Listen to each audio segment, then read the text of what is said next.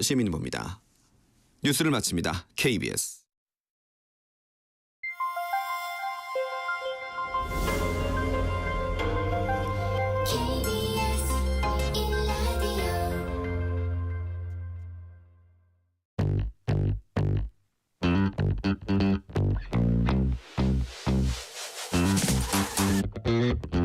KBS 1라디오 뉴스레터 K.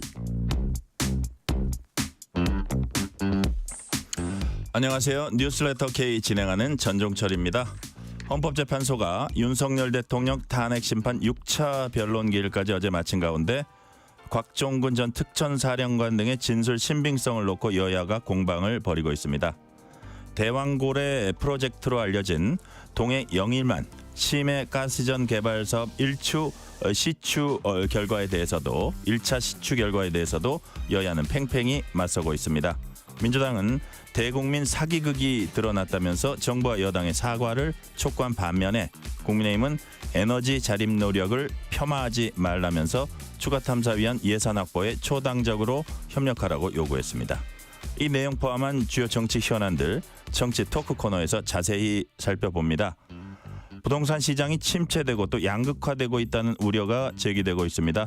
권대중 서강대 부동산학과 교수와 함께 2025년 부동산 시장 동향과 정부의 부동산 정책 방향 짚어보겠습니다. 문자샵 9730, 짧은 문자 50원, 긴 문자는 100원, 어플리케이션 콩으로 보내시면 무료입니다. 유튜브 KBS 1라디오 계정 채팅으로도 얘기 나누실 수 있습니다. 문자 보내주시면 추첨을 통해서 커피 쿠폰 보내드릴 테니까요. 여러분의 이야기도 많이 들려주세요. 뉴스레터 K 지금부터 시작합니다.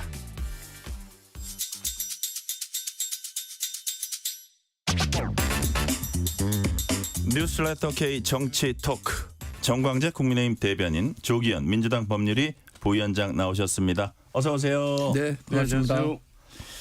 자, 제가 방금 말씀드렸지만 어제 진행된 헌재 윤 대통령 탄핵 심판 6차 변론기일 조기현 부위원장님 뭐 자세히 보셨을 텐데 전체적인 총평 간단하게 해주시면 어떻게 말씀하시겠습니까? 저는 어제자로 사실상 내용적으로 탄핵 소추사와 관련된 이 공방은 끝났다고 봐도 된다. 왜냐하면 지금까지 이제 변론기 첫 번째는 비상계엄의 실체적 절차적 위헌 위법 여부에 대해서는 어느 정도 정리가 돼 있는 상태고 그 다음에 이제 포고령인데 포고령은 그 자체로서 포고령 1호 1항의 국회와 지방의회 정치활동을 금지 이 자체가 위헌이기 때문에요. 그 자체로 탄핵 소추가 사유가 된다는 부분은 확인이 됐고 그 다음에 이제 증인 신문을 통해서 최근에 확인하고 있던 것들은 국회의 계엄군을 침입시킨 행위가 헌법 위반에 해당된다 이런 부분이었는데 그 특전사령관의 증언의 일관성 문제를 지적은 했지만 사실은 일관되게 대통령의 지시에 의해서 국회의원을 끌어내라는 지시가 있었다는 것 거기에 김의원 장관도 마찬가지고 이런 사실들이 공개적으로 확인이 어느 정도 됐고 재판관들이 어제 진행된 내용으로 충분히 심증을 형성하기에 충분했다고 보여지기 때문에 지금 국회 소추단이 제출한 탄핵 소추사의 5가지 쟁점이 사실상 정리됐다고 보여져서요. 어제는 그런 의미가 있는 자리였다고 봅니다. 자, 정광재 대변인님 지금 조기현 부위원장 말씀을 보면 어제로서 사실상 정리가 됐다라고 말씀하셨는데 정광재 대변인도 그렇게 생각하시는지 아니면 다툼은 계속된다고 보시는지 어떻게 보십니까? 윤석열 대통령 변호인단 측에서 계속해서 이것이 탄핵에 이를 만한 중대한 헌법과 법률 위반 사안이냐를 다툴 것이기 때문에 앞으로 재판 결과를 더 지켜봐야겠죠. 아직 단언해서 이야기할 정도는 아니라고 생각하는데 저는 전체적으로 지난 6번까지의 과정을 보면 그래서 제가 만약에 선생님이라면 근데 전 법조인은 아니지만 네. 그 재판을 보는 과정에서 본다면 윤석열 대통령 변호인 측에 그렇게 높은 점수를 줄 수 있을 것 같지는 않아요. 워낙 조금 어려운 환경에서 시작되는 재판이기도 하지만 네. 그런 걸 고려하더라도 몇 점? 한 65점 정도? 70점도 안 돼요?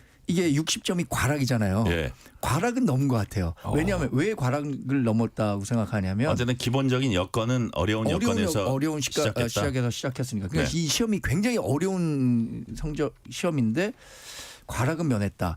아마 윤석열 대통령도 그런 평가 때문에 오늘 윤상현 의원과 김민전 의원을 만나서 자신이 헌법재판에 직접 나가서 네. 응하는 걸 잘했다라고 평가한 것 같은데 내란죄가 탄핵사에서 제외됐잖아요. 근데 이번에 그 윤석열 대통령에게 특히 불리하게 증언한 홍장원 국정원 1차장이라든가 곽종근 특전사령관은 이 내란죄와 관련한 얘기들과 직접적인 그 증언을 하는 분들이었기 때문에 네.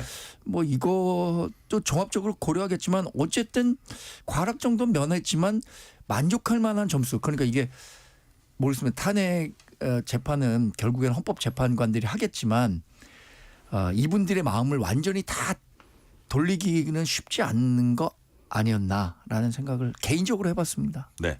자, 정광재 대변인께 이제 말씀하신 김에 하나 더 여쭤보면 뭐 핵심 인물들의 발언이 그러니까 조기현 부위원장님은 뭐 약간 그 용어가 어떠냐 무슨 인원이냐 뭐 의원이냐 요원이냐 뭐 이런 것들은 어떤 약간 좀 그 격가지고 그 전체적인 얼개나 구조나 이런 면에서 봤을 때는 큰 변화가 없고 일관되다. 그렇기 때문에 이게 다툼의 여지가 적다 이렇게 보셨는데 자, 그 지금 6차 변론 기일까지 보시면서 예. 좀 일부 발언이 좀 흔들린다. 예를 들어서 뭐 처음에 뭐 유튜브 출연부터 해가지고 몇 차례 12월 6일 뭐 12월 며칠 뭐 해가지고 어제 뭐 이렇게 쭉 있단 말이에요. 네.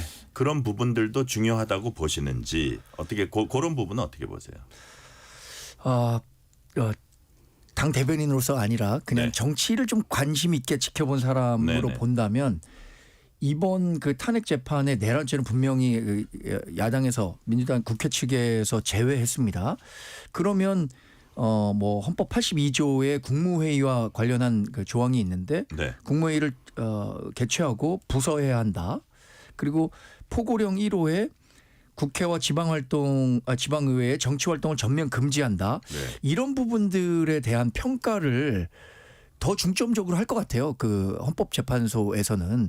그러면 이것이 아까 말씀드린 것처럼 굉장히 좀 윤석열 변호인단에서 반박하기가 아주 어려운 상황에서 시작한 재판이었기 예, 때문에 여전히 좀 어려운 상황 아닌가라고. 어쨌든 그 모습들을 생생하게 보여준 모습들이 기본적으로 있는 그런 상황이다. 네. 자, 그런 상황에서 지금 이제 그 조기현 부위원장님 예. 이게 기본적으로 윤석열 대통령 측은 뭐 이제 가장 핵심 중에 하나가 국회의원을 체포 지시를 했냐 끌어내라 그랬냐 요 부분이잖아요. 예. 근데 그러지 않았다고 지금 저 윤석열 대통령 측은 주장을 하고 있고 그러니까 주요 증인 중에 일부 뭐 예를 들어서 곽종근, 홍장원 이런 분들은 지시를 받았다고 얘기를 하고 있고 예. 그다음에 뭐 예를 들어서 뭐 수방사령관 이런 분들은 뭐 지시를 안 받았다고 또 헌재에 나와서는 그렇게 얘기를 했고 이렇게 좀 엇갈리는 부분들이 있는데 이런 부분들이 그럼에도 불구하고 지금 정리가 됐다 그렇게 보시는 거예요. 그러니까 헌재 재판관들 눈에서는. 그렇죠. 왜냐하면 네. 그 재판정에 나와서 증언을 한 뭐 이진우 수방사령관 있고 곽종근, 홍장원 있고 근데 곽종근, 홍장원은 일관되게 지금까지 주장을 재판정에서 유지를 했고 이진우 수방사령관하고 여인영 방첩사령관은 이제 좀 다른 증언을 하거나 증언을 거부했죠. 근데 이분들이 검찰에서 수사받았던 내용들에서는 이진우 수방사령관도 직접 지시받았다는 진술을 한 것으로 알려져 있고요.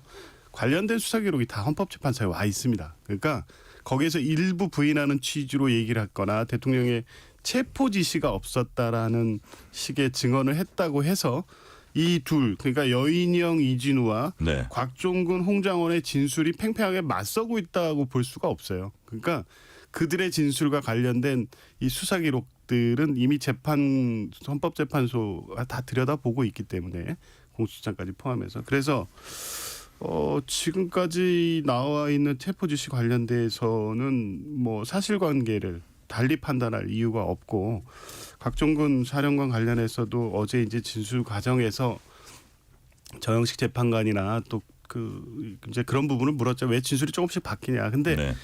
곽종근 사령관의 진술은 명확히 일관됩니다. 아직 의결 정족수가 채워지지 않았다. 문을 부수고라도 들어가서 인원들을 끄집어내라.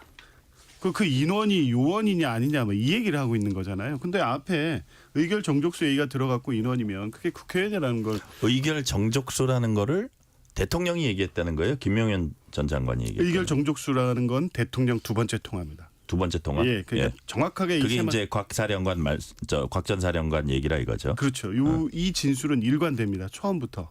그래서 이 얘기는 국회의원 끄집어내라고 했다는 것으로 확정될 수 있는 게 곽종근의 진술만 있는 것도 아니고 뭐 당시 12월 3일 4일 상황에서 이제 그 작전 상황에 대한 구체적 진술은 그렇지만 네. 체포 명단이 있었다는 것에 대해서는 홍장원 차장, 이준우 수방사령관, 방첩사 또 뭐 이 진술들이 있고 메모도 있고 막 이렇잖아요. 그러면 국회의원을 체포해서 국회 계엄 해제 결의를 못하게 하려는 목적의 작전이 있었다. 그리고 사전에 계획됐다. 이런 부분을 어제 이 몇 마디 인원이냐 요원이냐 내가 그런 그런 조금 흔들린 용어 같고. 그거 가지고 뒤엎기는 어렵죠. 근데 자, 뭐 민주당은 그리고 이제 관련해서 조기현 부위원장께 하나 더 여쭤보면 탄핵 심판 과정에서 윤 대통령이 책임 회피하고 궤변을 늘어놓는다. 이것도 이제 어떤 부분이 특히 가장 대표적으로 그렇다는 겁니까? 그 전체적으로 네. 이제 이런 인원이냐 요원이냐 지시하지 않았다. 그리고 뭐 이 그렇게 부당한 지시를 했으면 뭐 12명밖에 안에 못 들어갔는데 지금 못 합니다라고 이렇게를 하지 그거를 뭐 그 지시를 따랐겠느냐 막 이런 식으로 얘기를 하는데 이제 이런 얘기를 다 종합해서 결론이 뭐였냐면 네. 탄핵 공작이라는 겁니다. 이거 사실과 논리로 이걸 반박하지 못하니까 결국에 이거를 홍장원, 곽종근 또 당시에 이제 진술을 하게 된 이 정황적 과정에서 민주당 의원들과의 만남 이걸 그냥 엮어서 탄핵 공작이라고 해버리잖아요. 그러니까 이 사실관계를 뒤엎을 자신이 없으니까 이런 방식으로 이 사안을 정리해버리는 이게 이제 궤변인 거죠. 네. 이게 책임을 회피하고 결국에 책임은 현장에 있던 곽종근이라든가 다 지휘관들한테 떠넘기고 있고 본인은 지시하지 않았는데 그러면 김용 의원이 지시했거나 아니면 현장 사령관들이 지시하지도 않은 내용을 가지고 지금 이렇게 움직였다는 건데 네. 비상계엄이 어떻게 그렇게 가능하겠습니까? 자, 근데 이제 내란 그 탄핵 공작이라 그런 부분 내용으로 안 되니까 이제 공작으로 몰아붙인다. 이런 그 말씀에 대해서는 정광재 대변인은 어떻게 보세요? 그런데 저는 이번 헌법재판 과정이 진행되면서 네. 윤석열 대통령 측에서 성과라고 생각하는 부분은 분명히 있을 것 같아요. 왜냐하면 계엄 발표 이후에 계속 진행되는 과정에 대한 검찰 조사 공소장이라든가 언론 보도 또 계엄 종사자들의 발언들이 마치 정말로 100% 사실인 것처럼 일반인들은 인식하고 있었던 거잖아요. 아, 검찰 공소장이 이렇게 나왔구나. 그런데 실제로 증인들은 공소장에 나와 있는 사실이 본인의 진술이 아닌 것들도 있다. 이렇게 얘기를 하고 있단 말이에요. 많이 있죠. 예, 그런 부분들과 관련 사람들이 관련해서 그거를 다 합한 거니까. 네. 그리고 또 하나는 이 대화는 두 분이 한 거잖아요. 윤석열 대통령과 곽종근 사령관. 근데 그동안은 곽종근 전 사령관이나 홍장원 전 국정원 차장의 이야기 입을 빌려서만 나왔는데 이분들의 발언과 윤석열 대통령이 실제 했다는 말은 차이가 있다는 거잖아요. 이 부분에 대해서 국민들이 들었을 땐 분명히 윤석열 대통령이 얘기한 게 맞을 수도 있다라고 생각할 수 예를 있거든요. 들어서 이제 조기현 부위원장님은 큰 골격은 네. 뭐 인원이라 그랬든 요원이라 그랬든 뭐 의결 정적수도 얘기하고 이런 거 보면은 뭐 국회의원 끌어내라는 거지라고 이제 해석의 영역까지 이제 간 건데 그렇죠. 그 용어의 정확성이나 일관성 이것도 중요하다고 보시는 거예요?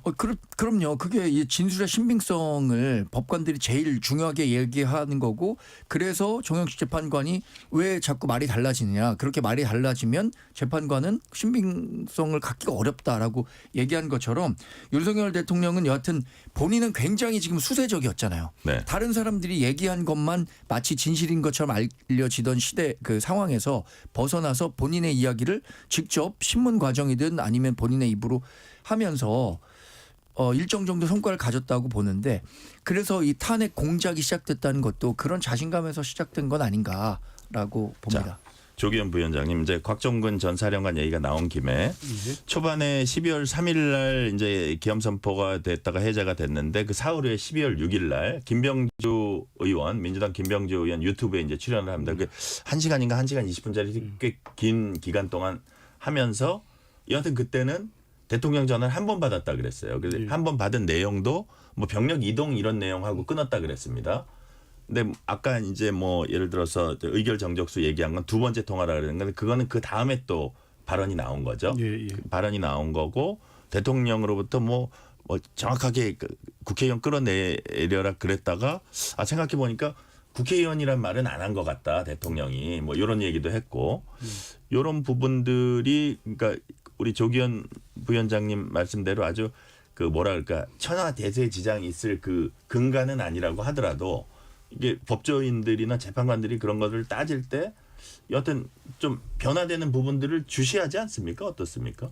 그렇죠. 그러니까 예. 똑같은 상황과 똑같은 조건에서의 진술이 자꾸 바뀌면 네. 신빙성 의심 받습니다. 그리고 더더군다나 12월 6일 그거는 가장 그 사태 터진 거에서 가까운 건데 예.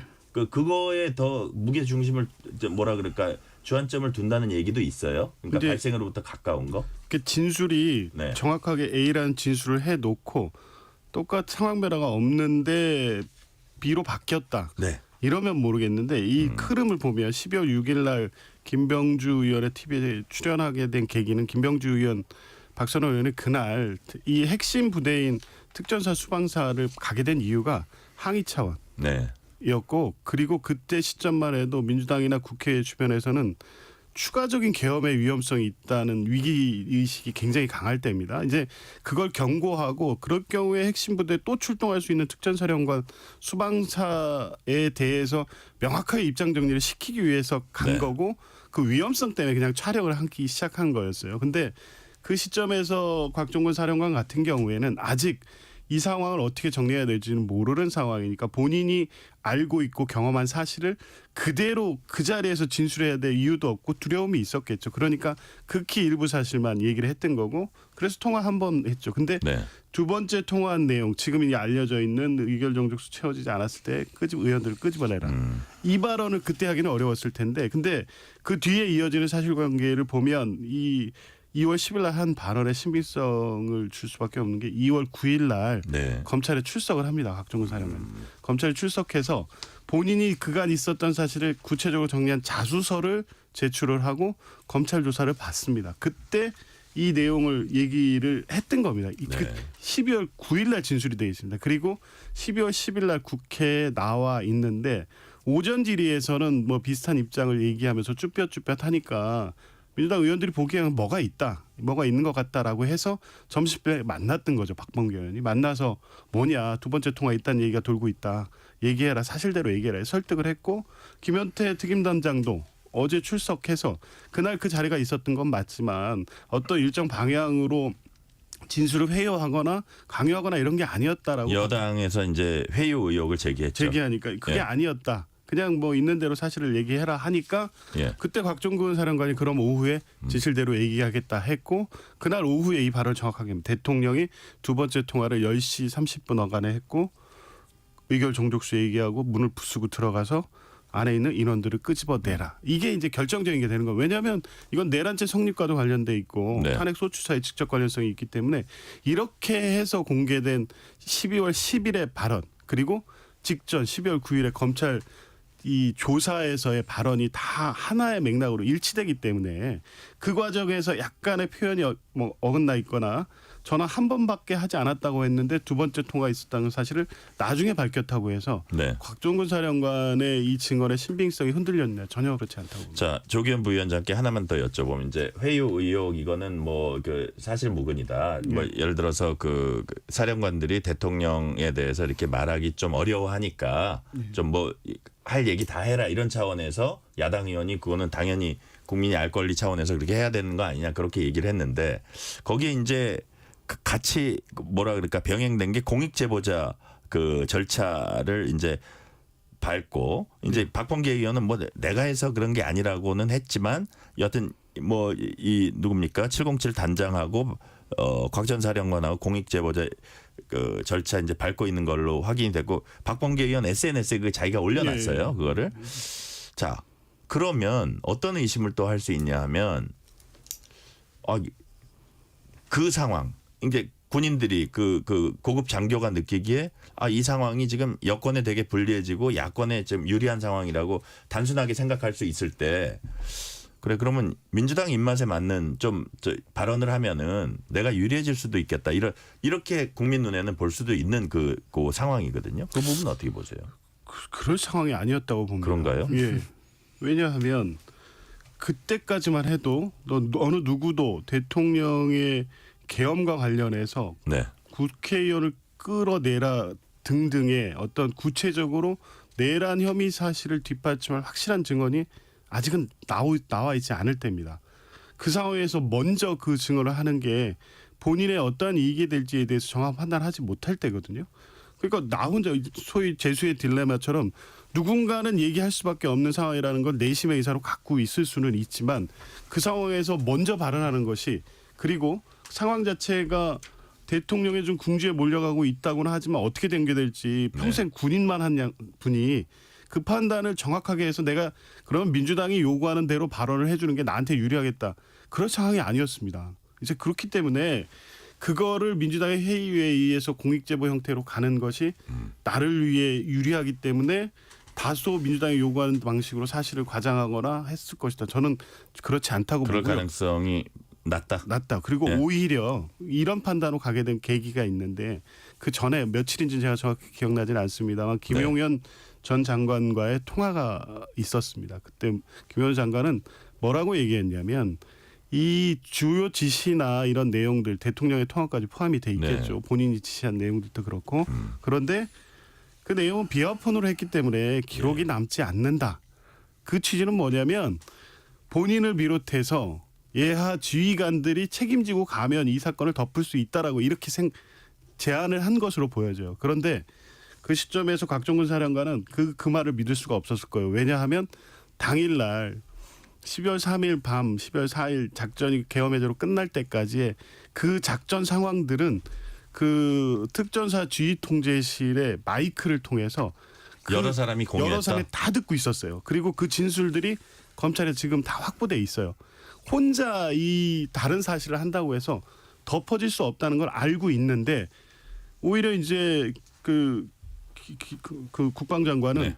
우리 같이 뒤집어쓰고 우리가 맞고 가자라는 취지로 얘기하니까 이럴 경우에는 나도 죽고 내 부대원들까지 다 뭐 크게 어려움에 처할 수밖에 없다는 상황이라는 걸 알고 12월 9일부터 검찰에서 그런 진술하고 자수서 내고 국회에 가서 진술하고 그렇게 일관되게 이어진 겁니다. 네, 정광재 대변인은 뭐 회유 의혹, 뭐 무슨 탄핵 공작 주장, 뭐 이런 부분 어떻게 보세요? 뭐 조기현 변호사 말씀하신 것처럼 민주당이 써놓은 시나리오대로 곽종근 전 사령관이 뭐 얘기를 했을 가능성은 적겠죠. 그러나 당시에 앵커께서 말씀하신 것처럼 일부 뭐 심리적인 변화, 전체적인 정황이 윤석열 대통령에게 굉장히 불리하게 돌아가고 그렇다면 본인으로서는 뭐 30년 넘게 군인 생활만 했기 때문에 모를 것이다라고 말씀하시면 쓰리스타예요. 그럼요. 군대라는 곳이 굉장히 정무적인 곳이죠.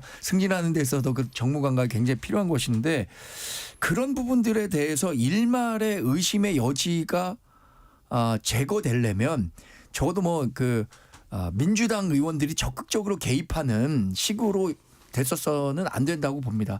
그래서 임종득 의원 같은 경우엔 회유 정황이 있었다고 제보를 받았다고 하는데 저는 임종득 의원이 회유 제보가 있었다고 해서 또 그걸 다 신뢰하지는 않습니다. 왜냐하면 어느 정도의 객관적 정황을 공개하지 않는 한 제보라는 형식으로 그 틀을 갖춰서 어떤 식으로든 그 사람 방대 방향에 있는 사람의 발언의 신빙성을 깎아내리려고 하는 것은 좀 옳지 않다고 보거든요. 네네. 그러나 이 초기 발언들이 일정 부분 오염될 가능성은 있었다. 왜냐하면 윤석열 대통령은 물론 본인의 이익 때문에 하는 얘기일 수도 있겠지만 윤석열 대통령과 하는 얘기는 다른 거잖아요. 이 부분에 대해서 이제 법관들이 정확히 판단을 해야겠죠. 네, 다음 주제로 넘어가 볼게요. 오늘 오전에는 윤상현 의원, 김민전 의원이 구치소 찾아 윤 대통령 접견했습니다. 윤상현 의원이 윤 대통령 말 전했는데 헌재 나가보니까 이제서야 좀 알겠다. 이런 식으로 너무 곡해돼 있구나. 탄핵심판 변론에 출석하기 잘했다. 그랬더니 윤상현 의원이 앞으로도 당당하게 임하셔야 한다. 당당한 모습 보기 좋다는 지지자들 격려 전달했습니다. 자, 조기현 부위원장 보시기에 윤 대통령의 적극적 변론이 예. 헌재 판단에 윤 대통령의 어떤 그 구상이랄까 그런 대로 조금이라도 더 갈 수 있는 어떤 영향을 끼칠 수 있으리라고 보세요. 저는 도움 안 된다고 보는데요. 그 지지자들을 통한 여론 압박이라면 이렇게 꽤 만족스러운 평가를 할 수 있겠지만 네. 이건 헌법재판이고 헌법재판관들의 파면에 대한 여부에 영향을 미칠 수 있는 변론이어야 되는데 대통령의 지금 6차까지의 변론 또 직접 질문을 하거나 본인의 의견을 밝히는 내용들은 네. 사실관계에 맞지도 않거니와 논리 자체로도 이 그 탄핵 소추 사유를 기각시키기에는 이 앞뒤 말이 안 맞는 얘기들이 너무 많아요. 그러니까 도움이 되지 않는다. 이게 이 진술 하나하나를 본인의 지시가 있거나 본인의 행위로 인해서 만들어진 비상계엄 내란 사태이기 때문에 정확한 사실관계로 깰 수 있을 줄 알았거든요. 그게 안 되잖아요. 그게 안 되니까 결국에 공작으로 없는 사실을 다 만들어냈다고 얘기하는데 이 관련된 내용이 곽종군이나 홍장원의 유력한 진술 하나로만 만들어 있고 나머지 사람들은 전부 반대되는 진술을 하거나 아니면 사실관계를 모르는 사람이 대부분이면 모르겠는데 네. 이 사건에 관계돼서 실제 대통령의 지시에 의해서 국회 계엄군이 투입되고 국회의원을 끌어내고 체포자 명단이 작성돼 있고 이런 거를 진술하고 있거나 알고 있거나 당일 상황에서 경험했거나 하는 사람들이 둘 외에 너무 많습니다. 그날 탄핵 심판정에서 둘에 대해서 대충 좀 뭐 흐릿하게 해가지고 해서 좀 우리의 발언에 힘을 얻었다라고 평가할 상황이 아니거든요. 네. 그러니까 도움이 안 된다. 그렇죠. 지지층에 그냥 효과 미쳤다. 이걸 가지고 그냥 자기 만족하는 것 같습니다. 정광재 대변인 어떻게 네. 평가하세요? 저는 영향을 줘서는 안 된다고 생각합니다. 그러니까 헌법재판 과정에서는 법관의 법률과 양심에 따라서 판결을 내려야 하는데 당시의 여론이 어떻게 좌우되느냐에 따라서 그 여론의 영향을 받게 되면 그야말로 여론 재판으로 흘러갈 수 있는 거죠. 그러니까 재판이라는 것은 그 사람의 그러니까 피소추인의 이름이 무엇인지 네. 또 당시에 뭐 어떤 일을 했었는지 여론이 무엇인지를 다 배제하고라도 언제나 같은 혐의에 같은 증언과 증거라면 동일한 결과가 나야 하는데 이렇게 정치적인 사건으로 몰아가서 여론에 영향을 받는 헌법재판 결과가 나온다면 헌법재판소 스스로의 권위를 네. 떨어뜨릴 수밖에 없는 거죠. 네. 그래서 저는 그 지금 8명으로 구성된 헌법재판관 분들이 뭐 우리 당에서는 일정 부분 뭐 이념적으로 경도돼 있는 분도 있다라고 하지만 네. 어쨌든 헌법재판관 자리에 오른 분들이라면 적어도 법률과 양심에 따라서 판단을 할 것이라고 기대하고 뭐 그 결과를 기다려 봐야 한다고 생각합니다. 자, 요 지금 말씀하신 것 관련해서 조기현 부위원장님, 국민의힘이 이제 헌법재판소가 탄핵심판 과정의 공정성, 독립성 지키지 못하고 있다. 그 주호영 국회부의장 국민의힘 소속이죠. 최근 토론회에서 자, 정당성을 의심받는 상황까지 만들어가고 있다. 국민이 승복할 수 없는 상황 만들고 있다. 동의하십니까?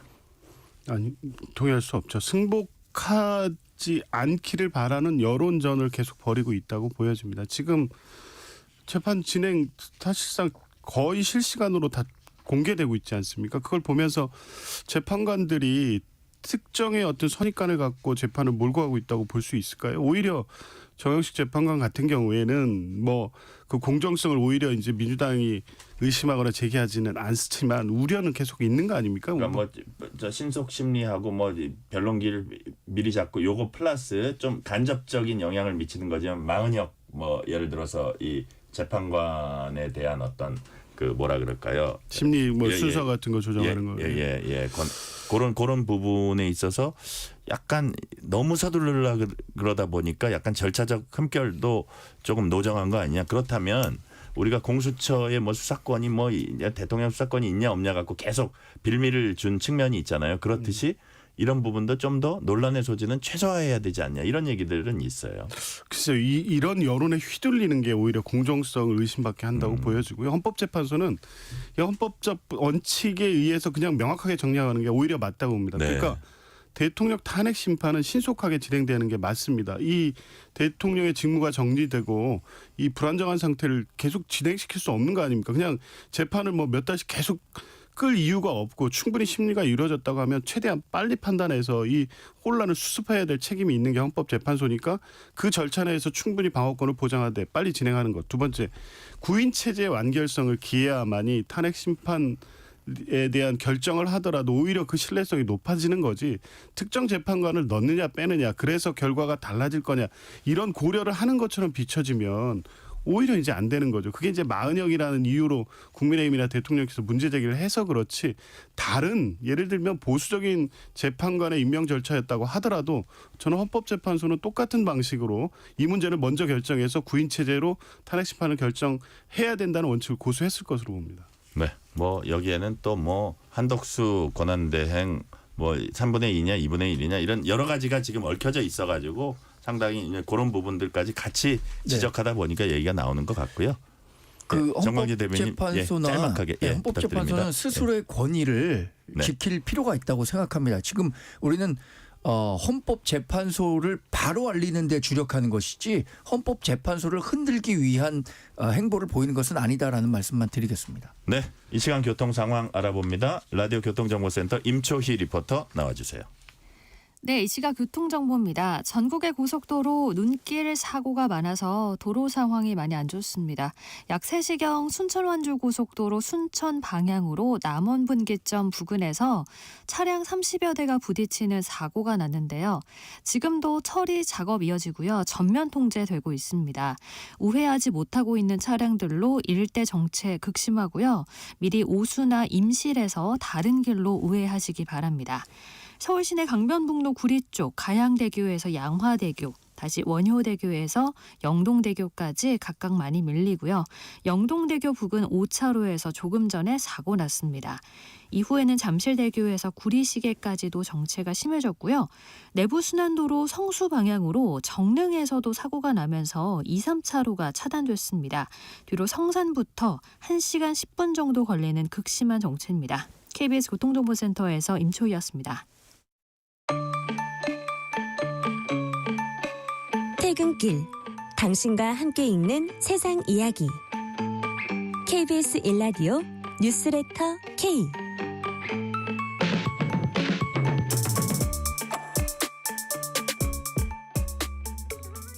뉴스레터 K 정치 토크 정광재 국민의힘 대변인 조기현 민주당 법률위 부위원장과 얘기 나누고 있습니다. 민주당은 검찰은 내란 은폐 시도 중단하라 경고했습니다. 무슨 얘기인지 박찬대 민주당 원내대표 발언 들어보시겠습니다. 비아폰 수사의 핵심은 경호처가 보관하고 있는 서버 압수수색인데 이 압수수색을 가로막고 있는 핵심 인물이 바로 김성훈 경호차장입니다. 김성훈 차장은 계엄 하루 전인 12월 2일 민간인 노상원 전 국군정보사령관에게 경호처 비아폰을 제공했고 계엄 해제 이후인 12월 13일 증거 인멸을 위해 비아폰 불출 대장 삭제를 지시한 것으로 알려졌습니다.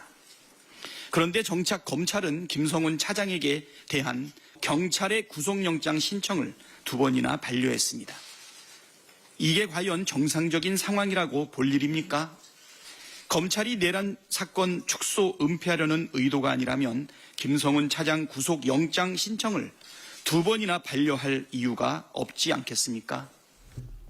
자, 조기현 부위원장님, 기본적으로 지금 사실 뭐 공수처나 검찰이나 경찰이나 경쟁적으로 사실 수사하고 있는 그런 모양새거든요. 근데 유독 검찰이 김성훈 경호차장에 대한 영장 반려한 부분은 민주당으로서는 이건 이해가 안 된다, 받아들일 수 없다는 이제 취지의 얘기인데 무슨 다른 이유가 있지 않을까요? 실제로 왜 그랬을까요? 좀 경위를 파악해 보셨습니까?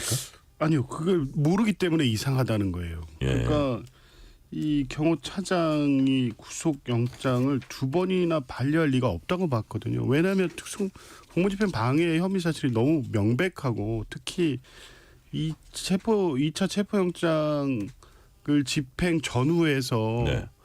이 김성훈 경호차장이 지시하거나 했다는 여러 가지 내용들을 보면 협의 사실이 너무 명백하고 증거 인멸 우려도 있고 구속영장 발부 사유가 명백한데도 계속 반려를 하고 있는 겁니다. 왜 그럴까 했더니 이제 네. 뒤에 발생되는 확인되는 사실로 맞춰지는 부분이 있는 겁니다.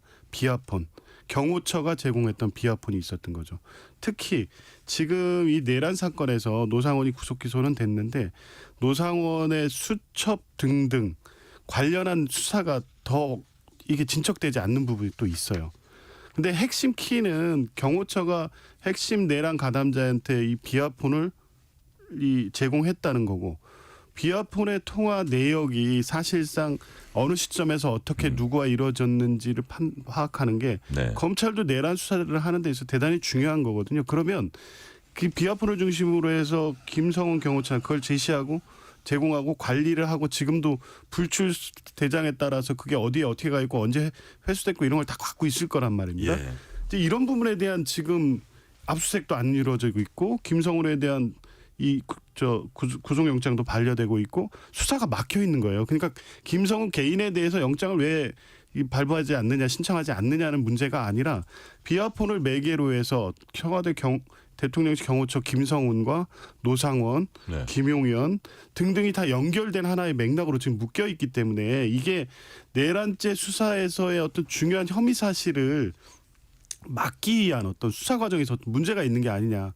이거는 굉장히 심각한 문제인 거죠. 네. 자, 정광재 대변인. 예. 제가 아까 조기현 부위원장한테도 말씀드렸지만 사실 검찰도 되게 누가 봐도 되게 열심히 지금 수사를 하고 있어요. 네네. 경쟁적으로 뭐 어떻게 보면 자기네 기관의 명운을 걸고 다들 수사하고 있는데 자, 이 부분이 이렇게 된 데는 무슨 이유가 있지 않을까 싶은 생각도 드는데 어떻게 좀 파악된 게 있습니까?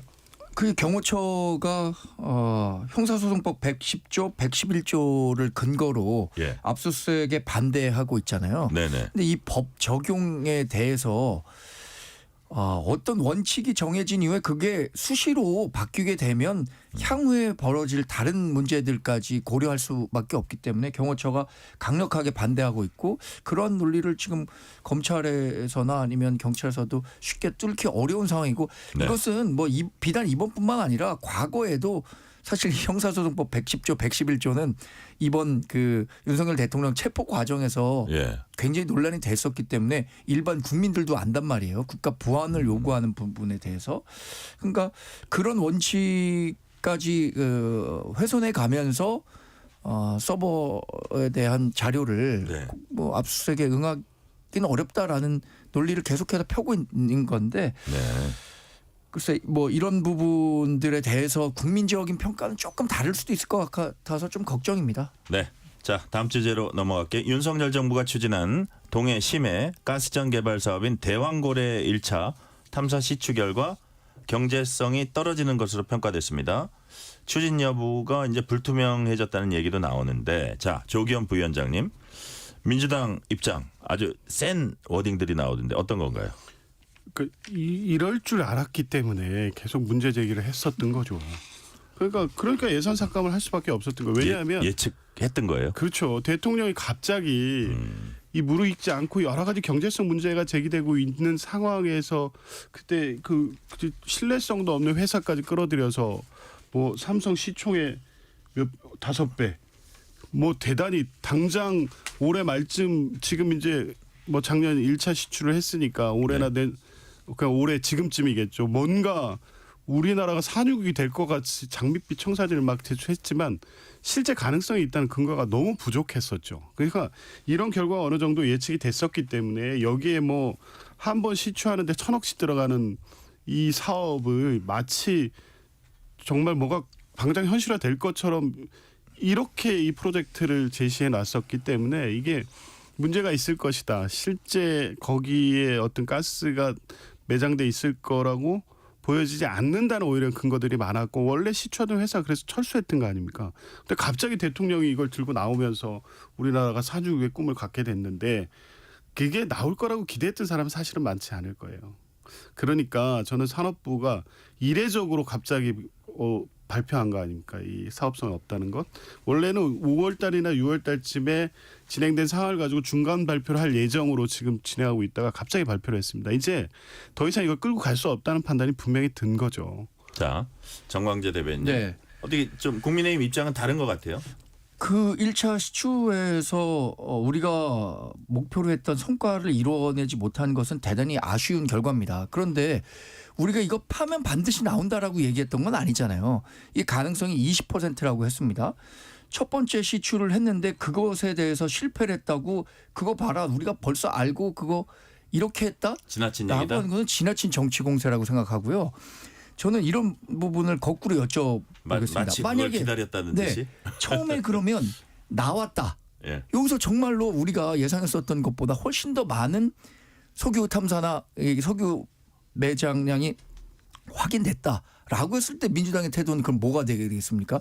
축하합니다. 이걸로 그칠 게 아니라 그러면 국민께 무릎 꿇고 사과했어야 되는 사안이거든요.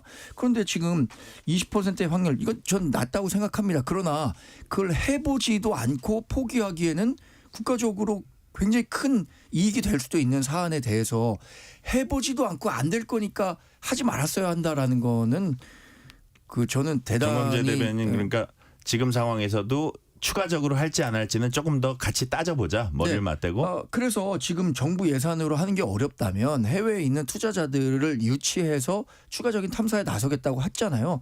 저는 뭐 일부 우리 그 예산을 투입해서라도 네. 조광권을 더 많이 확보하는 조건이 된다면 충분히 앞으로도 더 할 만한 가치가 있다고 생각하고 네. 이러한 논쟁들은 저는 진보 정당과 그러니까 이른바 보수 정당과 진보 정당에 큰 차이가 있다고 봅니다. 진보 정당은 사실 굉장히 모든 사안을 염세적으로 봐요. 그거 해도 안 될 것 같은데 왜 자꾸 하냐 이런 거고 보수 정당은 하면 된다는 정신으로 열심히 하자라는 생각을 하고 있는 거죠. 가능성이 충분히 있으면 하죠. 그리고 만약에 나왔다고 하면 조기현 부위원장님 짧게만. 예. 잘했다고 박수치고 무릎 꿇고 사과라도 하죠. 근데 가능성이 없었기 때문에 했던 얘기죠. 자, 여기까지 이 말씀은 드리고요. 국민의힘은 민주당과 이재명 대표를 향한 공세 고삐 바짝 당겼습니다. 무슨 얘기인지 권성동 국민의힘 원내대표 발언 들어보시겠습니다. 어제 민주당은 반도체 특별법에서 주 52시간 근로제 예외를 빼고 처리하자고 선언했습니다. 산업 현장에서 필요로 하는 핵심이 주 52시간 근로제 예외 조항인데 핵심을 뺀 반도체 특별법이 무슨 의미가 있겠습니까? 민주당은 한술 더 떠 갑자기 정년 연장 논의를 시작하자고 제안했습니다.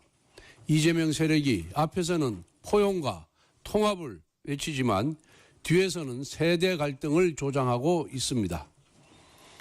정년에 도달하면 청년층보다 3배 가까운 보수를 받게 되는 현행 노동시장 임금 체계를 바꾸지 않고서 정년 연장만 실행하면 청년층의 고용이 타격을 입을 수밖에 없습니다. 자, 조기현 부위원장님. 52시간 근로제 예외 조항 이제 밀어붙이다가 뭐 노동계라든지 당내 반발 좀 어려워지니까 갑자기 정년 연장 카드 꺼내들었다. 이게 국민의힘 주장인데 이 어떤 또 시선이 있냐면 여당 쪽에서는 민주당 그 이재명 대표가 아무래도 조기 대선 의식한 중도 확장 지나치게 의식하다 보니까 좀 그 정책 행보에서도 오락가락이 있다. 뭐 이런 지적이거든요. 이런 부분은 어떻게 보세요?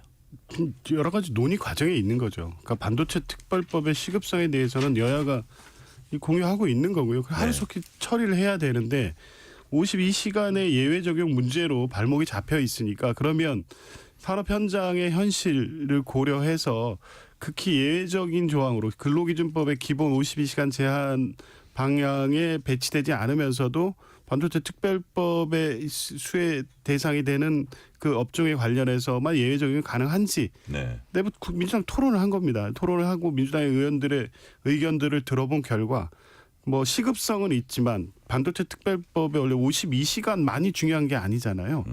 그 반도체 특별법을 통해서 최근에 어떤 여러 가지 반도체 시장 상황이라든가 뭐 이런 것 극복하기 위해서 지원 대책 이런 부분들이 중요하기 때문에 통과시키고 근로조건과 관련된 52시간 노동 문제는 추가적으로 논의를 하는 게 필요하다. 현실적 선택을 할 수밖에 없는 거죠. 50한 이거 고집하다가 계속 갈 수는 없는 거니까. 근데 네. 이 얘기하고 전년 연장을 연장시키면 그거 연계시키면서 모든 뭐 민주당이나 이재명 대표가 발표만 하면 다 대선 전략 우클릭 이렇게 그건 좀 프레임을 지나치다. 하는데 아니죠. 어차피 뭐 지금 당장 시급하게 국회에서 처리할 입법 관련된 논의들을 그냥 계속 하고 있는 거죠. 네, 정광지 대변인 이 사안 어떻게 보셨어요?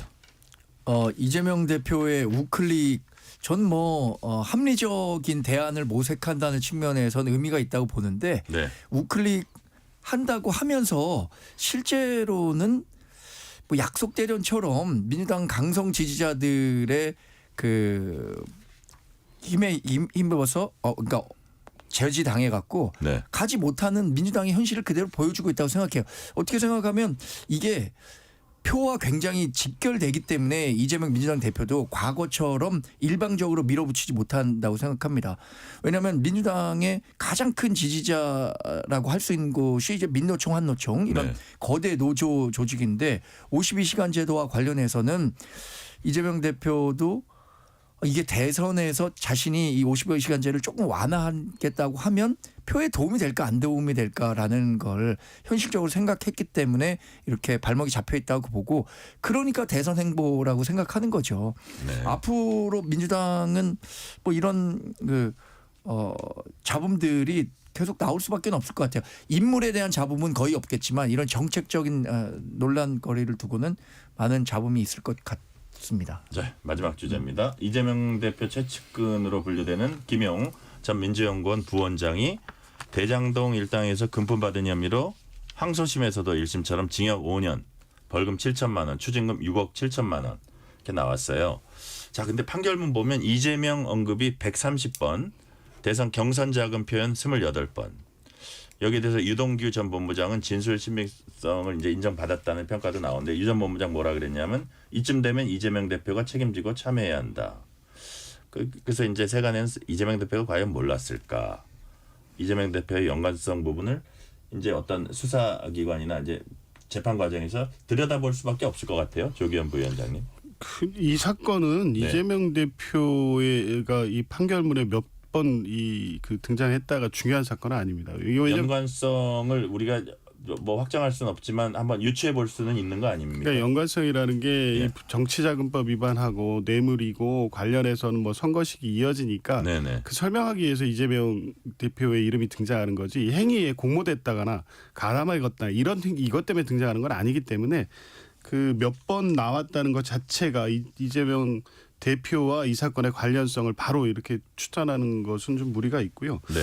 저는 항소심에서 이게 파기될 수도 있겠다 원심이 이렇게 봤거든요. 왜냐하면 이 정치자금법 위반 뇌물 관련해서는 이 돈이 거래되는 거기 때문에 돈이 어떤 방식으로 언제 어떻게 거래됐느냐에 대한 검사의 입증이 가장 좀 확실해야 됩니다. 그러니까 의심의 여지 없이 돼야 되는데 1심은 그러기에는 이 유동규한테까지 돈은 간 건 맞고 그러면 네.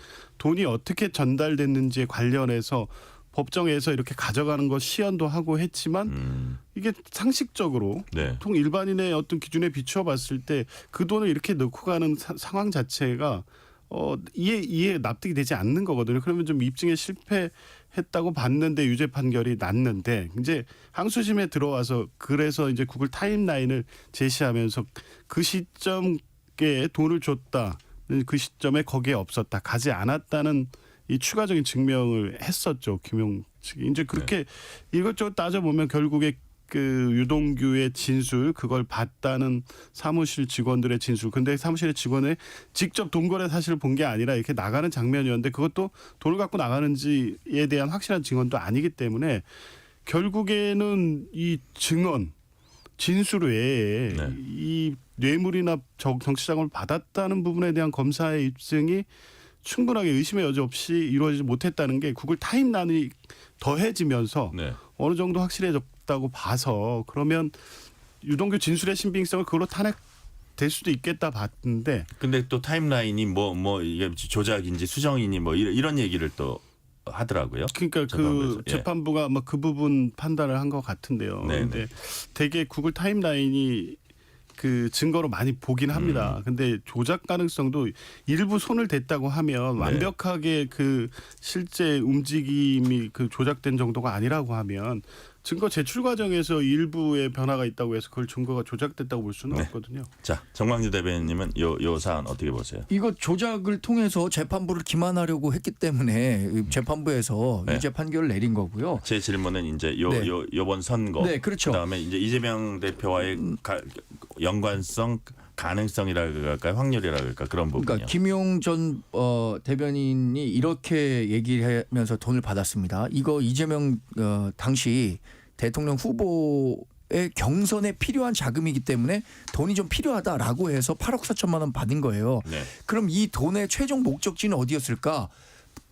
자기가 경선에 필요한 자금이라고 해서 가져갔으니까 예. 그거 쓰지 않았다면 그거에 대한 그 책임도 김용 전 대변인이 져야 할 텐데 예. 결국에 최종 수혜자는 누구였느냐? 이재명 대표였고 이 대장동 개발에 가장 큰 책임을 갖고 있는 사람도 이재명 당시의 성남시장이거든요. 이런 문제에 대해서 정치적 법적 책임을 져야 하고 이건 이화영 지난 그 경기 부지사가 네. 대북 송금과 관련해서 재판을 받았던 것과도 비슷한 대목이 있다고 생각하는데 이재명 대표 스스로가 자신의 분신과도 같은 사람이 네. 라고 했던 사람이 이렇게 돈을 받아갖고 부정부패로 그것도 대선 경선 자금에 쓰기 위해서 돈을 받은 게 유죄가 판결됐다는 데에 대해서는 책임을 져야 부분이 있는 거죠. 네, 오늘 말씀은 여기까지 듣겠습니다. 정광재 국민의힘 대변인, 조기현 민주당 법률위 부위원장이었습니다.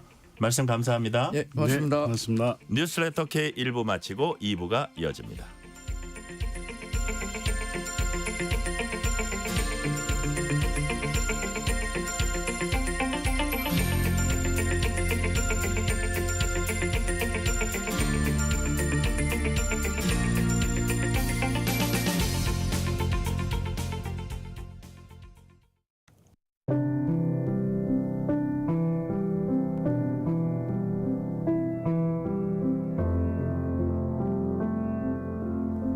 KBS 라디오 연중기획 희망충전 대한민국 624번째 이야기.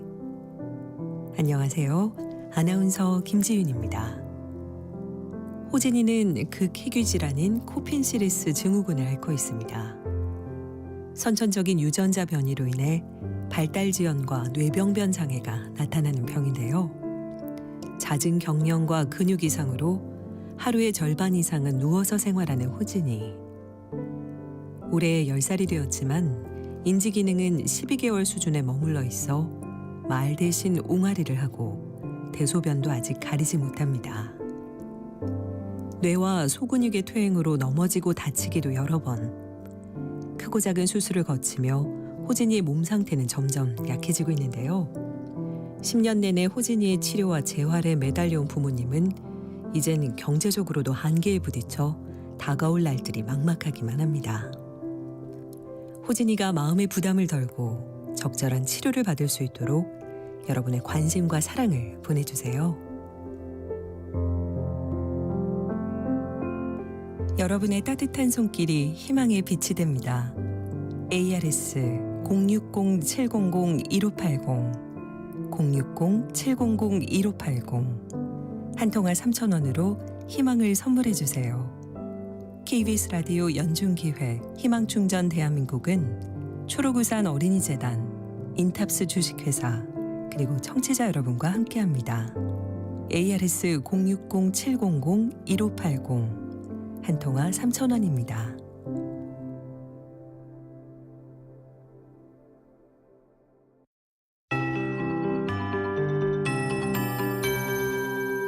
KBS 58분 날씨.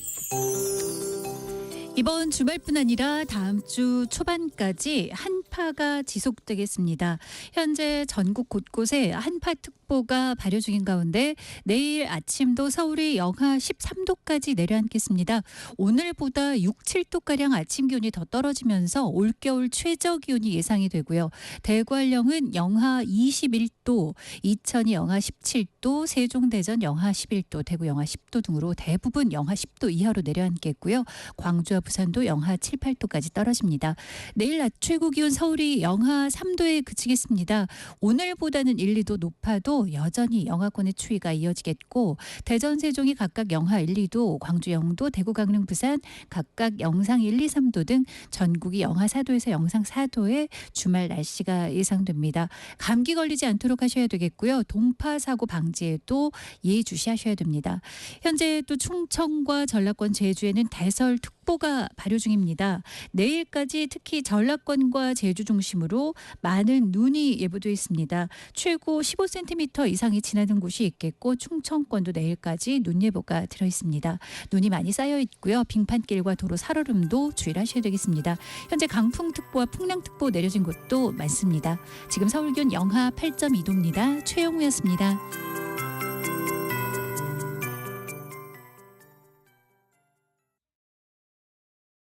정성을 다하는 국민의 방송 KBS가 6시를 알려드립니다. AM 711kHz, FM 97.3MHz, KBS 1라디오입니다. HLKA.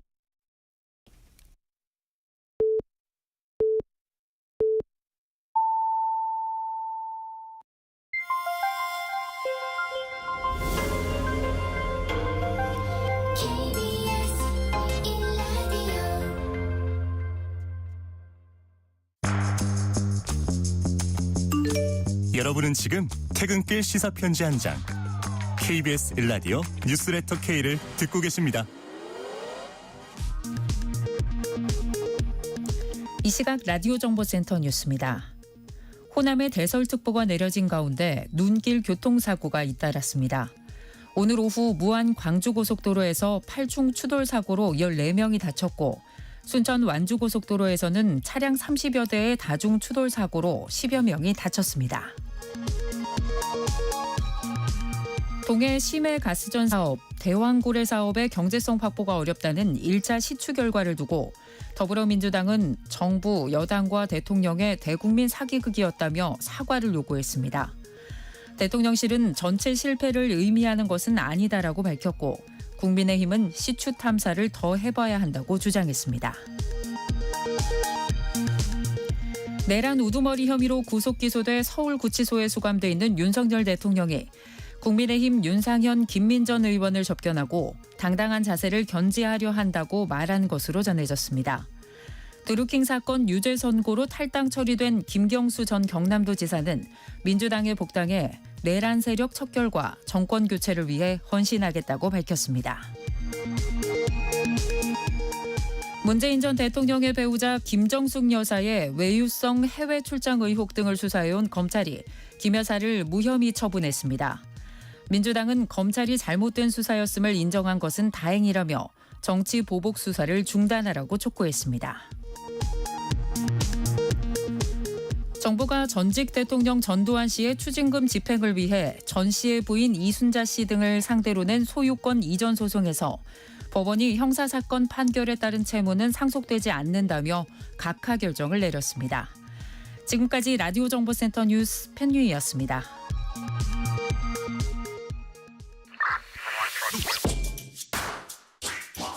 뉴스의 진수를 보여주는 인터뷰 뉴진수.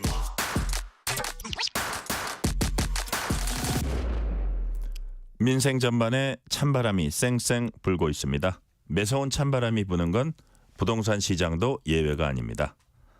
거래는 확 줄었고 대출받기는 하늘의 별 따기란 얘기도 있습니다.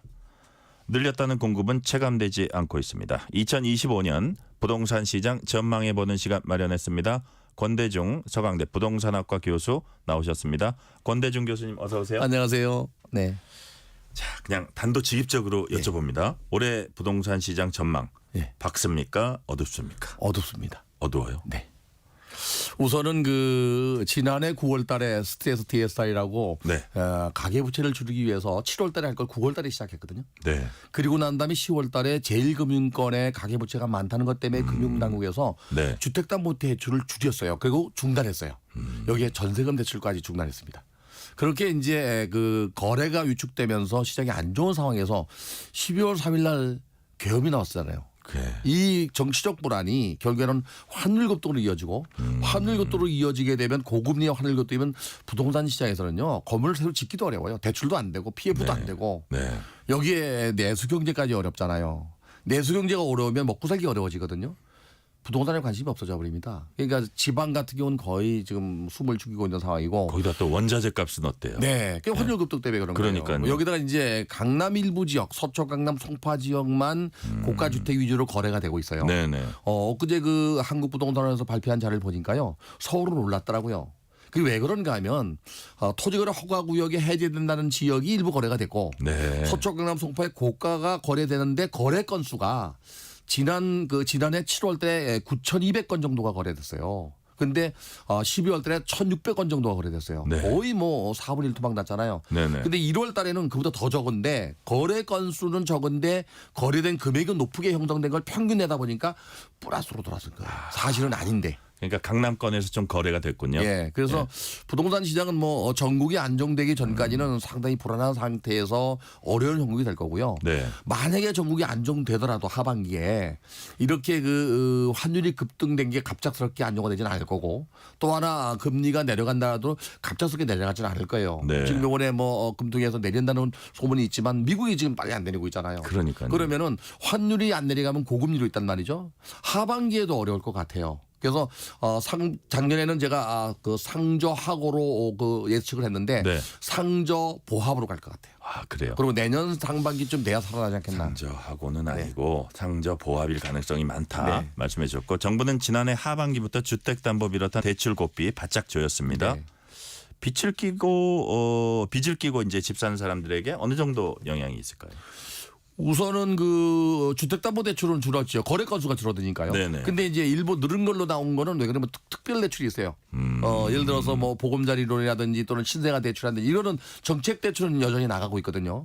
여기에다가 이제 가계 부채를 줄이기 위해서 연말에 보너스를 타거나 한 사람들이 이것도 상환해서 줄어든 것도 있어요. 그래서 저 자료를 보면은 2월 2일 날 금융권에서 발표한 5대 은행의 그 가계 잔액이 732조 한 3,600억 정도 됩니다. 600조 정도. 600조 정도 되는데 지난해 연말에 734조니까 조금 줄었죠. 조금 줄었습니다. 그리고 지난해 3월 달 기준으로는 10개월 만에 줄었습니다. 그래서 가계부채는 좀 줄어드는 경우인데 전체 금액이 너무 크다 보니까 뭐 1, 2조 줄어서는 큰 영향이 없는 것 같아요. 그래서 가계부채는 여전히 상당히 옥을 쬐는 그런 시장이 되지 않겠나 그렇게 생각합니다. 자, 한마디로 매물은 쌓여가고 사려는 사람 별로 없는 그런 이제 상황이라고 볼 수 있는데 그런데 교수님 아파트 값은 또 뭐 떨어지지 않고 있습니다. 수요 공급 이외에 여기 작용한 다른 요소 어떤 거라고 볼 수 있습니까? 우선은 공급이 좀 부족한 것도 있고요. 또 거래가 이렇게 10억짜리가 20억이 되면은 10억 생각을 안 해요. 20억 생각을 해요. 그러니까 올라갈 때는 가파르게 올라가는데 내려갈 때는 20억을 쳐다보니까 19억에 안 팔려고 그러니까 쉽게 안 내려와요. 이게 시간이 지나면 많이 내려올 텐데 이제 하락하는 시간이 이제 한 6, 7개월 됐거든요. 그러니까 이게 시간이 더 지나면 더 하락할 수 있는데 만약에 이제 경기가 그 반전된다면 더 이상 안 떨어질 수 있습니다. 그러나 이렇게 어려운 형국이 오래 간다면 더 떨어질 가능성은 있습니다. 그래서 대부분 그 청취자분들도 그런 생각을 하겠지만은 만약에 내 주택을 5억에 샀는데 7억이 되면 5억 생각 안 하고 7억이라는 생각만 하기 때문에 6억에도 안 파는 거예요. 6억 5천도 되게 손해보는 것 같은 거죠. 당연하죠. 그래서 1, 2천도 안 빠지려고 하니까 떨어지는 건 천천히 떨어져요. 그래서 이 보합세 대지는 그 약보합세로 좀 돌아선 거거든요. 저 아는 분 어떤 분은 보면 자기가 전세를 이렇게 놓으면서 그 전에 뭐 예를 들어서 전세를 뭐 한 5억에 받았다. 그러면 그 다음에 그 지금 조금 이게 매물이 많아가지고 물건이 많아가지고 좀 내려야 되는데 그 전세도 안 내리고 그냥 비워놓는 사람도 있더라고요. 최근에 그 전세 금액이 줄어들면서 월세가 많이 늘어나는 이유가 있어요. 두 가지 형태가 있는데요. 비아파트 부분에 그 전세 사기 사건이 많다 보니까 전세를 잘 안 들어갈라래요. 그러니까 월세나 반전세가 늘었는데 아파트도 늘고 있어요. 그 이유는 뭐냐면 전세금 대출을 중단하다 보니까 올라가는 금액만큼 월세를 지불하는 겁니다. 보증부 월세가 늘어나고 있어요. 제가 오늘 뭐 방송국에서 똑같은 얘기를 했는데 아파트의 월세가 늘어나는 거는 자연적인 현상은 아니고요. 정책 규제 때문에 그렇다. 그리고 이 전세도 시장 논리에 가야 되는데 네. 실제 아파트 가격이 떨어지면 임대료도 떨어져야 되는데 쉽게 안 내리는 겁니다. 네. 네. 자, 한국은행 기준금리 인하 기조 이제 이어오다 최근에 동결도 했고요. 네. 자, 은행권은 이제 영업 실적에 반영된 담보 대출 늘리고 싶어하는 심리는 있을 것 같아요. 그럼요.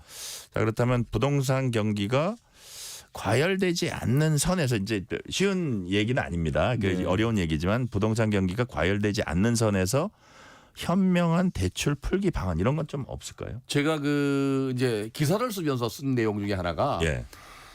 지금 대출을 제1금융권은 모두 막아놨잖아요. 네. 주택담보대출도 막고 전세금 대출도 막고. 네. 이건 잘못됐다고 봐요.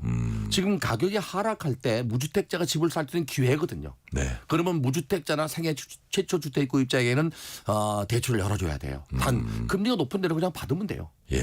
그리고 가격이 올라간 상태에서 그러니까 경기가 어려워서 이제 살리기 위해서 풀어놓을 때 가격이 올라가거든요. 네. 그때 풀면 이미 늦어요.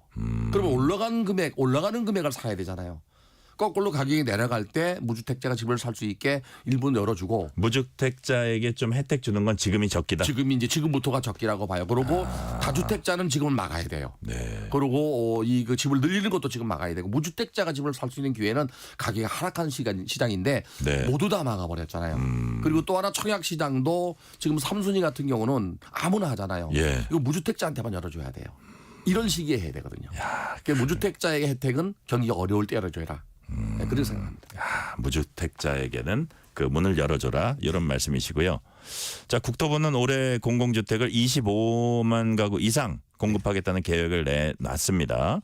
자, 정부의 부동산 공급 정책 방향 어떤 내용입니까? 제가 국토부에 공급 혁신위를 하고 있습니다. 예. 근데 270만 원을 공급한다고 할 때 270만 원 플러스 알파죠. 예. 사실 270만 원을 이번 그 대통령 임기간에 다 입주시키거나 공급한다는 게 아니고 적어도 입주도 하지만 기반을 만드는 게 목표였어요. 네. 근데 기반도 지금 현재 다 못하고 있잖아요. 3기 신도시가 지난 정부부터 시작했는데 아직도 일반 분양을 못하고 있고 예. 입주도 한 대가 없습니다. 그래서 아마 올해 이제 그 3기 신도시가 전방에 한 8천 가구 정도를 포함해서 2만 8천 가구를 청약을 한다고 합니다. 예. 그 사전 청약이죠. 이렇게 해서 이제 공급을 하게 되는데 만약에 청약을 해서 당첨이 되면 매매 시장에서 물러나거든요. 네. 수요가 감소할 수 있어요. 예. 이거 말고도 이제 신축 매입 임대주택은 작년도 88 대책에서 서울은 무제한 그 매입하겠다 그랬어요. 11만 가구 이상을 매입하는데 이것도 지금 이제 시작을 이제 하려고 해요. 아직 시작하지 않았어요. 그래서 이제 사전에 신축 매입 같은 경우는 초기에 인허가 낼 때부터 약정을 하는 거거든요. 네. 왜 그런가 하면 지은 거를 살 수는 없어요. 지은 걸 샀다가 만약에 건물에 하자가 생기면 매입한 LH나 SH가 책임져야 되니까 처음부터 이제 계약해서 지어야 되니까 이거 역시 시간이 걸려요. 그래요. 지어야 되니까. 이거 말고도 뭐 지방의 경기도의 의왕이나 군포 쪽에 약 한 16만 6천 가구 정도 네. 새로운 택지 개발을 만들고 또 구리 토평도 마찬가지로 7만 1천 가구 정도 공급을 하고요. 이번에 왜 지난 연말에 그 서리풀 지구를 비롯한 네 군데 개발 제한 구역을 해제해서 네. 공급하겠다고 했죠. 이거 말고도 한 군데 더 하겠답니다. 그런데 이제 계속적으로 공급은 늘리는 거. 지금 현재 뭐 박상호 장관이나 네. 또는 뭐 그 지르난 차관이 270만 원을 공급하는 기반은 계속 만들겠다고 얘기를 하고 있기 때문에 기반은 계속 만들 것 같아요. 근데 이게 이제 시적절하게 입주해야 되는데 그게 아니니까. 그러니까요. 네. 그 기반은 만드는데 시적절 입주가 과연 될지가 불투명한 그런 소지가 있기 때문에 당장은 주택 공급 부족 현상이랄까 이런 건 나타날 수 있다 뭐 그렇게 보시는 그렇죠. 거죠. 올해 서울에 예를 들면 서울의 입주 물량이 부동산 114가 발표한 자를 보면요. 네. 약 한 그 4만 8천 가구 정도 입주 물량이 들어오는데 내년에는 3분의 1 정도 줄어요. 근데 이걸 빨리 발빠르게 비아파트 부분을 공급하면 채울 수가 있거든요. 네. 그래서 정부가 이제 88 대책을 내놓으면서 비아파트 부분 활성화 대책을 내놨는데 이거 역시 아직 시행을 다 못하고 있습니다. 자, 건설과 부동산 경기 침체 여파도 날로 이제 심각해진다는 평가가 나옵니다. 정부 허가를 받고도 착공 못한 경우 실제로 많습니까? 많아요. 예. 인허가는 받았는데 착공을 못하면요. 인허가 기간은 1년밖에 연장이 안 되거든요. 아, 그래요? 2년 동안인데 그 이유가 당장 건설 PF가 안 됩니다. 네. PF를 막 놓다 보니까 그런데 PF가 작년도 6월달 기준으로 네. 132조 정도 된다네요. 근데 그 건설산업연구원에서 발표한 자를 보니까요. 202조 6천억이나 돼요. 근데 이제 유동화 증권을 발행한 거 있거든요. 예. 자금을 조달하는 방법은 제1금융권이든 제2금융권이든 금융가에서 차입하는 게 있고 있고 네. 또 이 가지고 있는 부동산을 미래 현금으로 바꿔서 유동화증권을 발행하는 게 있어요. 이걸 합치면 202조 6천억인데 네. 아직도 정부가 이걸 다 안정화시키지 못하고 있거든요. 그래서 이렇게 이제 PF가 많다 보니까 지금 현재 제1금융권에서는 PF 대출이 안 되는 걸로 알고 있어요. 네. 여기다가 주택도시보증공사가 보증을 쓰는 게 있어요. PF 보증을 쓰는 것도 거의 지금 안 되고 있고 지방 같은 경우는 거의 안 되잖아요. 지금 미분양이 많아서. 네네. 근데 서울도 역시 지금 안 되고 있어요. 그러다 보니까 공급량의 차질이 인허가는 받았는데 착각 못하는 거예요. 이런 현상이 벌어지고 있습니다. 네. 여기에 정비 사업 같은 경우는요. 네. 건축비가 올라갔잖아요. 그러니까요. 조합하고 다툼이 생기니까 또 못 가는 거예요.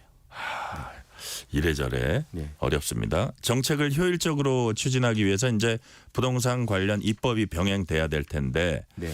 지금 정치권에서 각별히 이 법안은 신경 써야 된다 할 법안 어떤 게 있습니까? 우선은 도심지의 주택 공급을 늘리기 위해서는 지난번 그 작년에 발의했던 재건축 재개발 특별법이 있어요. 예. 이거 좀 통과가 안 된 상태고요.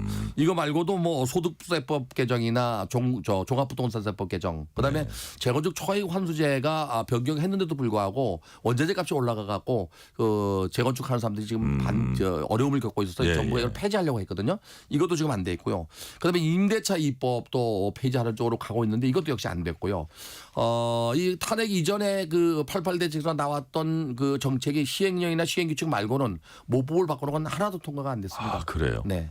이게 지금 전국이 이렇게 여야가 다툴 게 아니라 다투는 건 다투는 거고 민생은 민생이니까 정말 좀 추진되어야 할 것 같아요. 정말 필요한 민생 법안 빨리 통과시켜야 된다는 말씀이시고요. 네. 얼어 죽어도 신축. 네. 줄임말 얼죽신.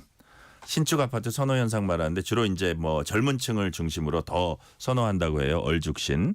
이런 얼죽신 현상 앞으로도 계속되고 또 아파트 가격에도 좀 영향을 미치는 측면이 있나요? 그렇죠. 네. 이제 그 두 가지 요인이 있습니다. 얼죽신을 원하는 이유는 지금 이제 서울 같은 경우는 서초, 강남, 송파, 용산이 투기과열지구의 투기지역으로 분양가 상한제가 적용돼요. 분양가 상한제를 받는 건 새 아파트잖아요. 네. 그러니까 새 아파트를 선호하는 게 있고 또 주택이라는 게 점점 고급화, 첨단화, 기능화로 가고 있어요. 그러면서 주택 문화가 바뀌고 있거든요. 예. 요새 젊은 사람들 트렌드에 맞는 거예요 이게. 예를 들어서 마침밥을 제공하는 아파트. 그러다 보니까 이제 사과 아파트 원하는 거죠. 예전 아파트들은 기능도 떨어지고 물리적 노하우도 있는데다가 주변 지역도 슬럼화됐잖아요. 거기다 하나 더 있는 것 같아요. 기능도 떨어지고. 나중에 가격도 괜찮을 것 같아요. 그렇죠. 그죠? 네. 네. 그래서 당장은 좀 비싸더라도. 네. 근데 저 같으면은 그 신축보다는 그래요? 네, 한 20년 넘는 그 중고 아파트를 사서 리모델링해서 사는 거예요. 신축보다 워낙 싸니까. 예. 그리고 나중에 재건축이 되면 또 미래 가치가 있잖아요. 그거는 지금보다도 더 미래 가치가 그렇죠. 있으니까. 어차피 재건축하려면 10년은 걸리거든요. 네. 5년 10년 내다보고 사는 거죠. 그래서 너무 얼죽심만 요구하는 거 아닌가. 그러니까 얼죽신 지금 새로운 트렌드라든지 새로운 그 생활 방식이라든지 뭐 아침밥도 주고 뭐 이런 여러 가지 그다음에 그 공동 어떤 뭐 스포츠 시설 이런 것도 잘 돼 있을 거예요. 주거 문화가 공유 문화로 바뀌고 있어요. 그러니까 아파트 단지가 괜찮으면 그 안에 카페도 있고 또 커뮤니티 센터가 미팅룸으로 바뀌고 또 뭐 게스트하우스도 생기고. 근데 예전 아파트는 없잖아요. 그러니까 점점 기능화되는 거예요. 그리고 점점 고급화되고 그걸 원하는 거죠. 그러니까 예를 들어서 젊은 부부 같은 경우 친구들 놀러 오게 하고 싶은데 집에 재우긴 뭐하니까 우리 게스트하우스 있어. 네. 새로운 트렌드에 맞는다. 그러니까 하룻밤 자는 게 호텔은 뭐 몇십만 원 가는데 2만 원, 5만 원도 안 가거든요. 그러니까요. 네. 그러니까 젊은 층들이 더 이제 선호한다는 거고요. 자, 교수님, 서울과 지역은 물론 서울 안에서도 아파트 가격 천차만별입니다. 아까도 잠시 말씀하셨지만 이런 양극화 현상 우리 부동산 시장 전체라는 측면에서는 어떤 영향을 미치고 있습니까? 부정적인 영향이지만 앞으로 더 심화될 것 같아요. 그래요? 왜 그런가 하면 이제 선호하는 지역들이 있잖아요. 강남으로 하듯이 또 지방서 서울로 하듯이 그러니까 원정 투자가 있는 거예요. 이게 이제 예전에는 학군 문제였는데 지금은 학군 문제도 물론 있겠지만은 어떻게 보면은 이제 그 도시 기반 시설과 인프라가 잘 돼 있는 쪽으로 몰리는 거예요. 그리고 강남이 포화가 됐는데 불구하고 더 이상 뭐 집을 질 땅이 없지만 새로운 재건축을 하게 되면 새로운 문화가 생겨버리는 거예요. 예를 들면 서울 원밸리 같이 이렇게 걸어서 한강까지 갈 수 있잖아요. 지금 압구정동이나 또는 뭐 한남동이나 또는 성수동 같은 경우는요 걸어서 한강까지라는 프로젝트로 그 재건축을 하면서 올림픽대로를 뚜껑을 덮어서 예. 그 공원을 만들고 걸어갈 수 있는 거를 올림픽대로 위로 이제 걸어가는 거예요. 이런 문화는 어디 가도 못 보잖아요. 그러다 보니까 그런 계획만 가지고도 금방으로 가고 싶은 거예요. 그래서 그러다 보니까 이제 점점 더 양극화가 벌어지는 거예요. 지금 아무리 대출이 안 돼도 이 시장의 M2 시장의 그 M2는 유동성 자금은 많아요. 네. 그러니까 돈 있는 사람들은 현금 주고 몇십억짜리 사는 거거든요. 이럴수록에 그 정말 대출이 안 되는 서민들은 집을 더 못 사요. 그러니까 양극화가 점점 더 벌어지는 거예요. 그러니까요. 서울 내에서도 양극화고 수도권과 지방도 양극화가 되는 거죠. 실제로 뭐 오세훈 서울시장이 그때 얘기하는 거 보니까 강변을 따라서 약간 새로운 스카이라인이 형성되는 그런 것들도 예전에는 이제 예. 한강변으로부터 2km에는 스카이라인으로 높이자를 했는데 예. 지금 풀어졌어요 이게. 그러니까요. 60도 짓거든요. 그러다 보니까 사실은 공기의 흐름이나 조망권을 해줄 수 있는데 네. 뭐 도시계획 심의하는 사람들이 그걸 다 알아서 하겠지만 거기에 또 뒤따라서 걸어서 한강까지라는 프로젝트 때문에 한강으로 가는 그 뚜껑을 덮기 시작하거든요. 올림픽대로를. 예. 여기는 여러 가지 문제가 있어요. 수질 오염도 있고 환경 오염도 있고 또 터널을 만들게 되면 또 공기 흐름도 막고 예. 그러나 어쨌든 새로운 문화로 바뀌고 있는 건 사실이에요. 예. 자, 아까 우리가 뭐 이 공사가 잘 진행 안 된다는 얘기도 이제 좀 했는데 알짜 재건축 단지로 관심 끌었던 서울 신반포 4차 아파트 네. 최근 입찰에서 시공사 선정하지 못했습니다. 이른바 대한민국에서 제일 잘 나가는 아파트 재건축, 잘 나가는 지역의 아파트 재건축도 최근 불거진 건축과 부동산 경기 여파에서 자유롭지는 못하다 이렇게 이제 보여주는 하나의 사례인 것 같긴 한데요. 실제로 아파트 재건축 과정에서 지금 벌어지고 있는 난맥상이랄까요? 그럼 어떻게 보십니까? 가장 큰 문제는 이제 금리가 높다 보니까 이주비 대출의 이자가 높아요. 아, 그래요. 네. 두 번째는 이제 그 환율이 높다 보니까 원자재 값이 상승해서 조합이 요구하는 대로 시공사가 맞출 수가 없어요. 네. 그게 갈등이 가장 커요. 그렇죠. 처음에 계약을 한 금액으로 공사할 수 있으면 되는데 네. 원자재 값이 올라가니까 덩달아 올라가서 시공사가 건축비를 또 올리게 되거든요. 네. 그래서 국토부가 이제 그 공사비 검증위원회를 만들거나 또는 뭐 원가 검증 때문에 한국부동산원에서 검증을 해서 네. 협상을 하는데 이게 법적 구속력이 없습니다. 그러다 보니까 계속 갈등이 생겨서 사인 간의 어떤 네. 계약이라 이거죠. 계약서 상의 물가 변동이나 또는 지가 변동처럼 이렇게 변동률 건축비 변동률을 적용해서 네. 재계약할 수 있게 하면 되는데 조합은 딱 고정되게 건축비를 요구하잖아요. 그러다 보니까 시공사가 부담을 갖고 안 들어가는 거예요. 그러니까요. 네. 그리고 뭐 한남 4구역 같이 이렇게 이제 그 삼성이 그 수주했을 때는 네. 조건들을 보면은 정상 조건을 들어갔잖아요. 네. 높게. 근데 현대는 낮게 들어가서 떨어진 거거든요. 예. 이제 주민들도 알아요. 그래서 이 신반포 4차 같은 경우도 상당히 좋은 지역인데도 불구하고 조합이 원하는 시공비에 시공사가 못 맞추는 거예요. 아, 그렇군요. 근데 그 시공비에는 이주비 대출까지 있잖아요. 그렇죠. 예. 그것 때문에 그래요. 또 그 이자가 만만치 않군요. 자, 미분양 아파트도 이제 변수가 될 수 있습니다. 준공까지 마친 후에도 빈집인 아파트가 전국에 뭐 2만 채가 넘는다 이런 통계도 있거든요. 네. 그만큼 돈이 돌지 않기 때문인데 이것도 이제 부동산 경기의 악재라고도 할 수 있고 이런 여기에 대한 해결 방안 뭐 뾰족한 게 있을까요? 이게 미분양이 이제 2만 가구가 넘었어요. 7만 가구가 넘었어요. 그중에 예. 악성 미분양이 지금 이제 2만 1,480가구나 되는데요. 네. 지방에 주로 있고 대구에 많아요. 근데 이거를 해결할 수 있는 방법은 제 생각에는 네.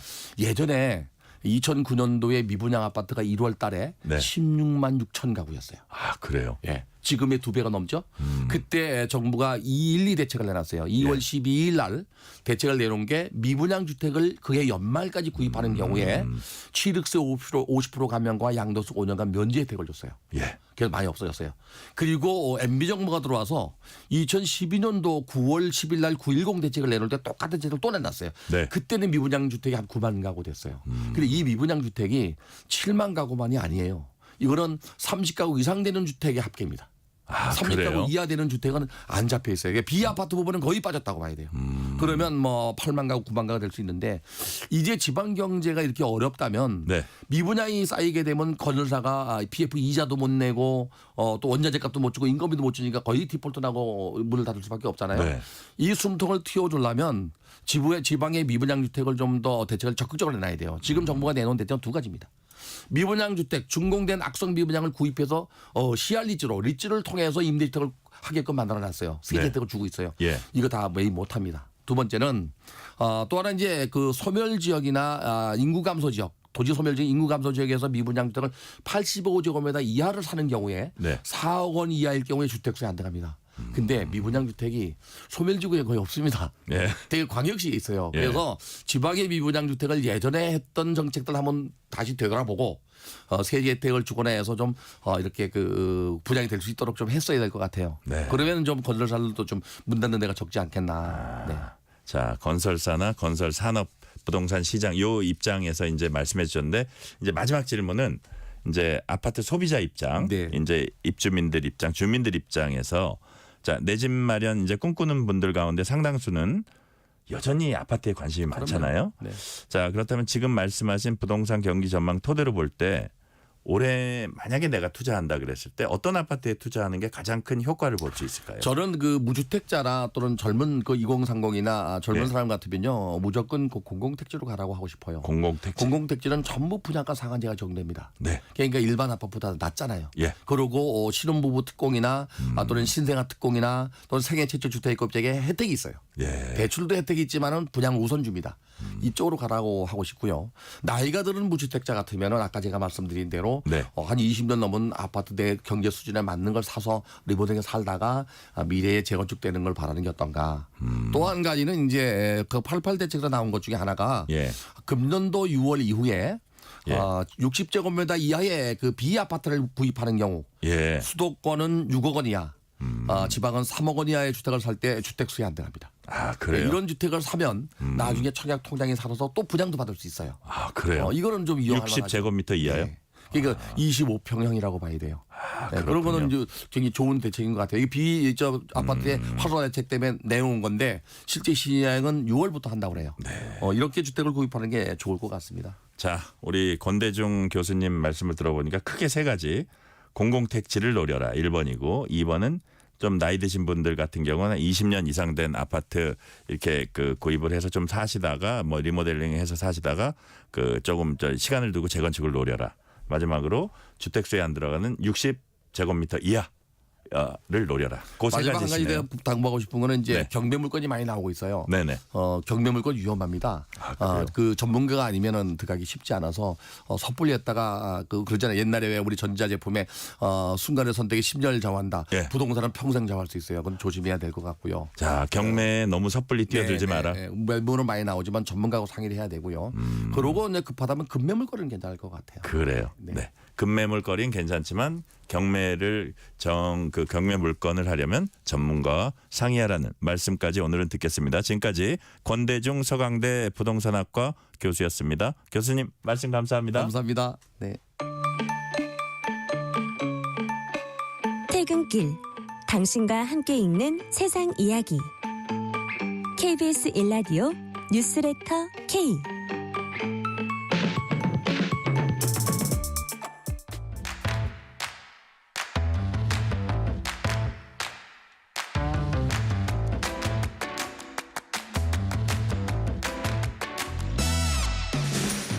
오늘 가장 뜨거운 뉴스, 화제 소식 쏙쏙 골라서 전해드립니다.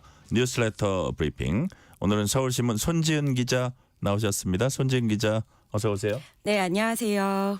자, 최근 고환율, 고유가 여파로 소비자 물가 상승폭이 2%대로 커졌습니다. 급기야 정부가 국민 유류비 부담 낮추기 위한 조치를 내놨죠. 네, 휘발유와 경유 이런 수송용 유류에 적용되는 유류세 인하 조치가 4월까지 연장이 되는 겁니다. 네. 자, 기재부가 어제요 국내외 유가 동향 그리고 국민들의 유류비 부담 등을 고려해서 원래 이달 말에 종료될 예정이었던 이 유류세 한시적 조치를 2개월 추가 연장한다라고 밝혔습니다. 자, 지금 유류세는요 탄력세율을 적용해서 휘발유는 리터당 698원, 경유는 448원이 부과가 됩니다. 인하 전과 비교하면요, 휘발유는 리터당 122원, 그리고 경유는 133원이 싼 겁니다. 액화 석유가스 이 LPG 부탄도요, 역시 리터당 47원을 인하한 156억 원의 세금이 부과가 됩니다. 이번 조치 낯설지 않으실 텐데요, 2021년 11월에 이 유류세 한시 인하가 시작된 이후 14번째 일몰 연장입니다. 정부는 이 물가 안정을 이유로요. 2022년 7월부터 휘발유와 경유의 유류세 인하폭 37%까지 확대했다가 23년부터는 휘발유는 25%로 축소한 뒤 일몰 기한을 계속 연장해 왔습니다. 지난해 7월부터는요. 휘발유와 경유의 인하폭을 각각 20%, 30%로 축소했고 지난달에는 휘발유 15%, 경유 23%로 인하폭을 한 차례 더 내렸습니다. 네. 국제 유가는 올 들어서도 계속 상승하고 있습니다. 이번 일몰 연장도 이런 상황을 반영한 조치라고 봐야겠죠. 네, 수입 원유 가격의 기준이 되는 두바이 유가요. 네. 이 지난해 말에는 배럴당 67달러까지 떨어졌다가 점차 상승해서 지난달에 80달러까지 올랐습니다. 국내 휘발유 가격도요.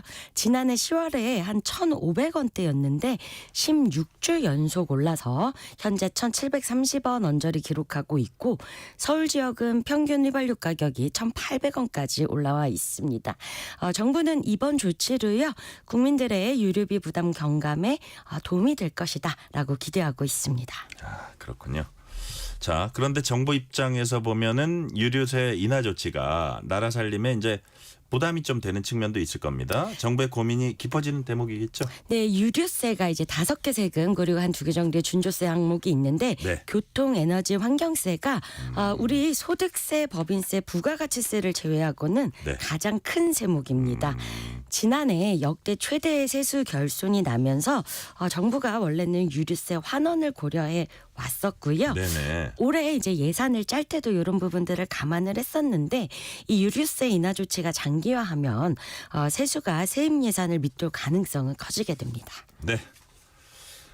본격적인 미중 관세 전쟁이 시작되면서 국제 금값이 연일 치솟고 있습니다. 이에 따라서 각국은 경쟁적으로 금 보유량 늘리고 있다고 합니다. 우선 우리나라의 금 보유량 지금 얼마나 됩니까? 네, 세계금위원회가 보고서를 냈는데요. 한국은행은 지난해 말 기준으로 104.4톤의 금을 보유하고 있습니다. 이게 이제 세계 중앙은행들의 순위를 따지는데 네. 38위고요. 1년 사이에 세계 36위에서 38위로 2계단 하락한 겁니다. 자, 그런데 이제 이 통계는 국제통화기금과 유럽중앙은행을 뺀 거라서 이 은행들까지 포함을 하면은 네. 40위까지 밀리는 겁니다. 주요국 중앙은행들이요. 우리가 이제 골드러시라고 합니다. 이 골드러시를 벌이고 있는데 한국은행이 금을 마지막으로 샀던 게 네. 2013년이고 이후에는 추가 매입을 하지 않고 있습니다. 그래서 우리나라 전체 외환 보유액에서 금이 차지하는 비중도 네. 2%에 불과하고요. 이렇게 되면은 상위 40위권 중앙은행 가운데서 가장 낮은 수준을 기록하고 있습니다. 한국은행은 금 매입에 좀 보수적인 태도 계속 유지하고 있고요. 네. 지난해 4월에도 블로그에서 금 가격이 지금 원래 가치보다 고평가돼 있다라는 이제 분석으로 선물 매입 포지션이 정산되면 가격 하락이 될 수 있다라고 분석을 했었고요. 자, 그런데 그 이후에 금 가격 계속 올랐고 사상 최고치도 연일 경신하고 있습니다. 네. 그러면 하느니 매입을 멈춘 2013년과 비교하면 2배 이상 가격이 치솟은 겁니다. 네. 자, 그렇다면 주요국 중앙은행들 금을 얼마나 지금 사들이고 있습니까?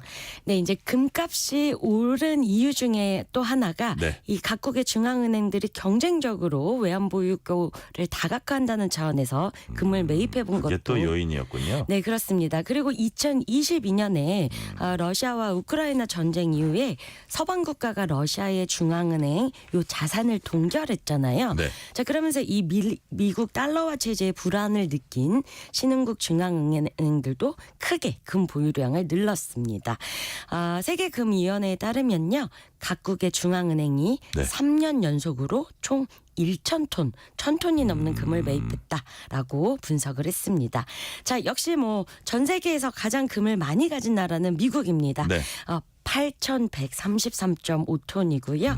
그다음에 독일, 이탈리아, 프랑스, 러시아, 중국 순입니다. 네. 8,133톤이다. 뭐 이렇게 감은 안 오는데 왠지 많은 양 같고요. 결국 그 트럼프가 내놓은 관세 정책이 전 세계 안전자산에 대한 수요를 부추겼다. 이렇게 봐도 될까요? 네, 관세 정책이 이 본격화가 되면서 물가가 치솟고요. 경기는 침체할 수 있다라는 불안감이 커지기 때문에 네. 안정자산인 금을 사려는 이제 움직임이 더 커지는 겁니다. 금 현물 가격은요, 이 장중 온스당 2,845.48달러에 거래가 됐고요. 사상 최고치 갈아치우고 금 선물 가격도 치솟고 있습니다.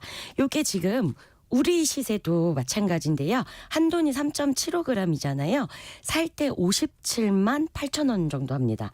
그러면 만약에 돌반지 같은 경우에는 세공비 같은 것을 다 따져봤을 때는 60만 원 정도를 줘야 한 돈을 살 수 있고요. 네. 자, 그리고 한국은행의 금 거래소도요. 어제 오늘 계속 홈페이지에 금을 사려는 사람들이 너무 많아서 시스템 불안 현상 보이고 있습니다. 그리고 지금 미국의 기준금리 올랐을 때 또 네. 이스라엘 하마스 전쟁 발발 이런 국제 상황들이 아직은 금값이 치솟는데 다른 좀 변화 조짐이 없는 상황입니다. 그렇군요. 자, 오늘의 마지막 주제로 갑니다. 보조 배터리 보관 규정 이런 내용입니다. 지난달 28일 김해공항에서 벌어진 에어부산 여객기 화재 사고 이후에 각 항공사들이 보조 배터리 휴대 기준 바꾸고 있습니다. 어떻게 변했습니까? 네, 일단 에어부산 화재 사고의 원인이 배터리다라고 아직 확실하게 결론이 난 건 아니지만 네. 일단 항공사들도 필요한 부분들 바꾸고 있습니다. 제주항공은요, 어제부터 이 관련 규정에 대한 탑승객 동의 절차를 추가해서 운영하고 있습니다. 보조 배터리 등 이 리튬 배터리를요, 기내 선반에 보관하는 게 아니라 탑승객이 몸에 소지하거나 눈에 보이는 곳에 보관하는 내용, 여기에 동의해야만 수속이 가능합니다. 네. 자, 보조 배터리는요, 탑승객 한 명에 대해서 이제 100와트시 이하 5개, 100와트시 초과 160와트시 이하는 2개까지 객실 반응이 가능합니다. 네. 우리가 보통 쓰는 스마트폰 크기의 보조 배터리가 한 100와트시 이하가 되고요. 캠핑용으로 쓰는 160와트시 이상 요 고용량 배터리는 원래 반입하시면 안 됩니다. 자, 그리고 원래부터 보조 배터리는 선반 보관이 아니라 소지가 원칙인데 요걸 우리가 비행기를 탈 때 항공사들이 일일이 체크를 그러다 하지. 보니까 그냥 놓는군요. 맞습니다. 그렇지만 지금부터 화재 사고 이후부터는 많이 달라졌고요. 네. 자, 대한항공도 좌석 포켓에 이 휴대용 보조 배터리 보관용 지퍼백 요 비치 않은 내부 방침을 정했고요. 조만간 시행할 예정이라고 합니다. 자, 그리고 아시아나항공 등 여러 항공사도요, 보조 배터리를 기내 선반에 보관하면 안 된다. 이 안내를 강화하고 있습니다. 네. 자, 그리고 아시아나항공은 배터리 화재 진압 전용 장비를 모든 항공기에 탑재할 예정이라고 합니다. 그렇군요. 자, 마지막 질문 드릴게요. 원래 보조 배터리는 반드시 직접 휴대해야지 기내 선반에 두면 안 된다.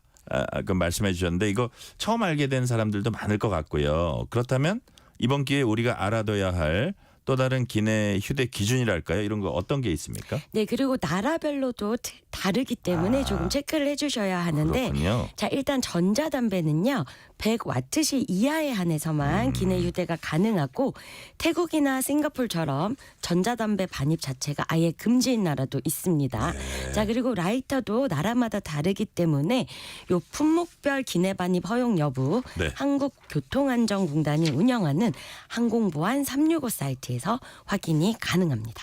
그렇군요. 오늘 말씀은 여기까지 듣겠습니다. 지금까지 서울신문 손지은 기자였습니다. 말씀 감사합니다. 감사합니다.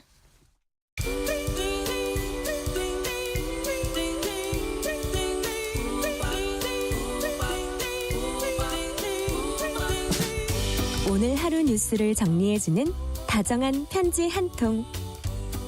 KBS 일라디오 뉴스레터 K.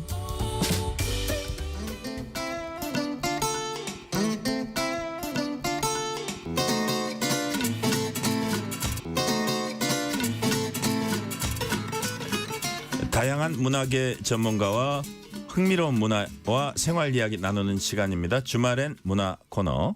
오늘도 전국 곳곳에 눈이 내리고 참 춥습니다. 몸을 웅크리게 되는 날씨지만 전국 곳곳에는 설경이 펼쳐지고 또 축제가 열리는 곳이 있습니다. 막바지 겨울을 만끽할 수 있는 겨울 여행 이야기. 송일봉 여행 작가와 함께합니다. 송일봉 작가님 어서 오세요. 네, 안녕하세요. 반갑습니다. 반갑습니다. 예.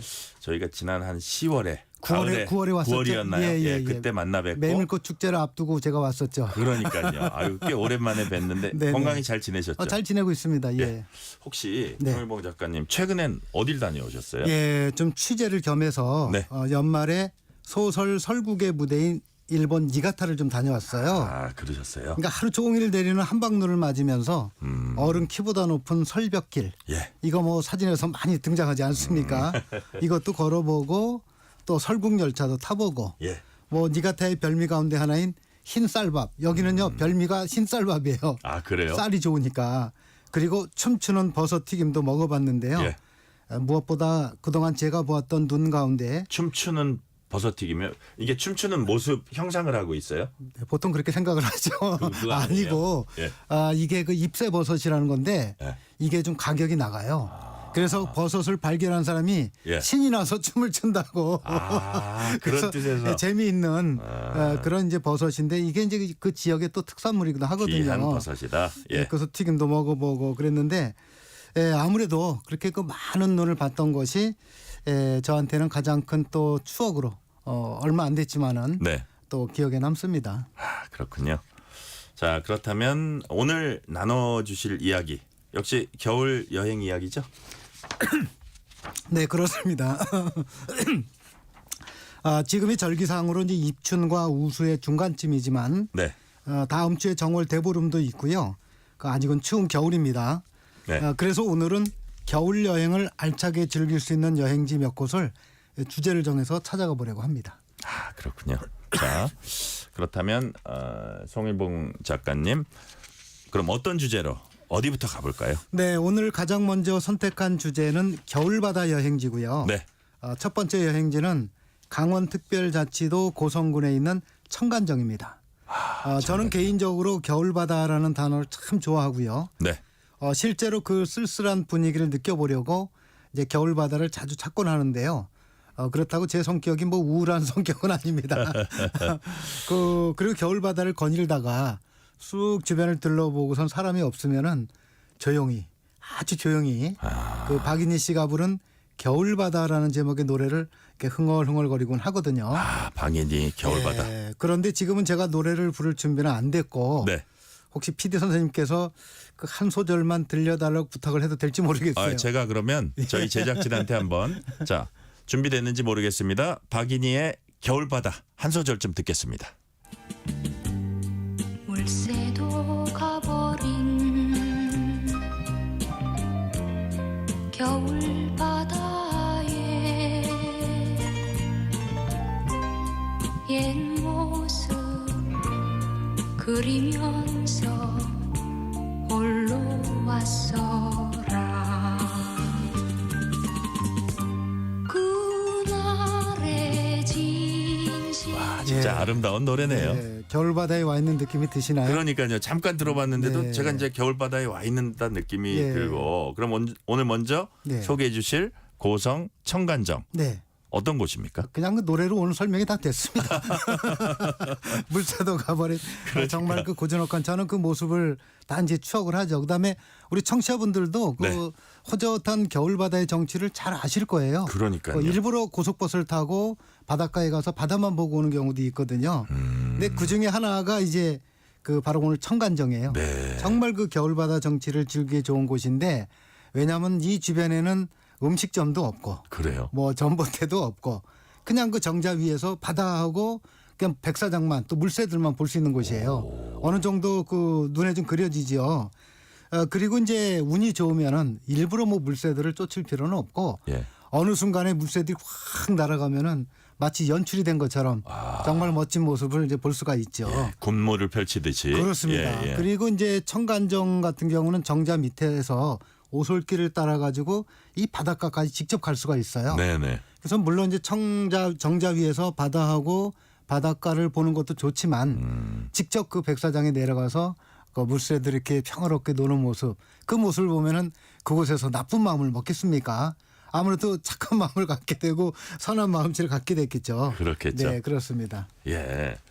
자, 청간정이 어떤 곳인지 그곳의 정치가 어떤지 아주 정말 눈에 그냥 생생할 정도로 이렇게 설명을 해 주셨고요. 네. 또 청간정은 관동팔경 중 하나라고도 하는데요. 네네.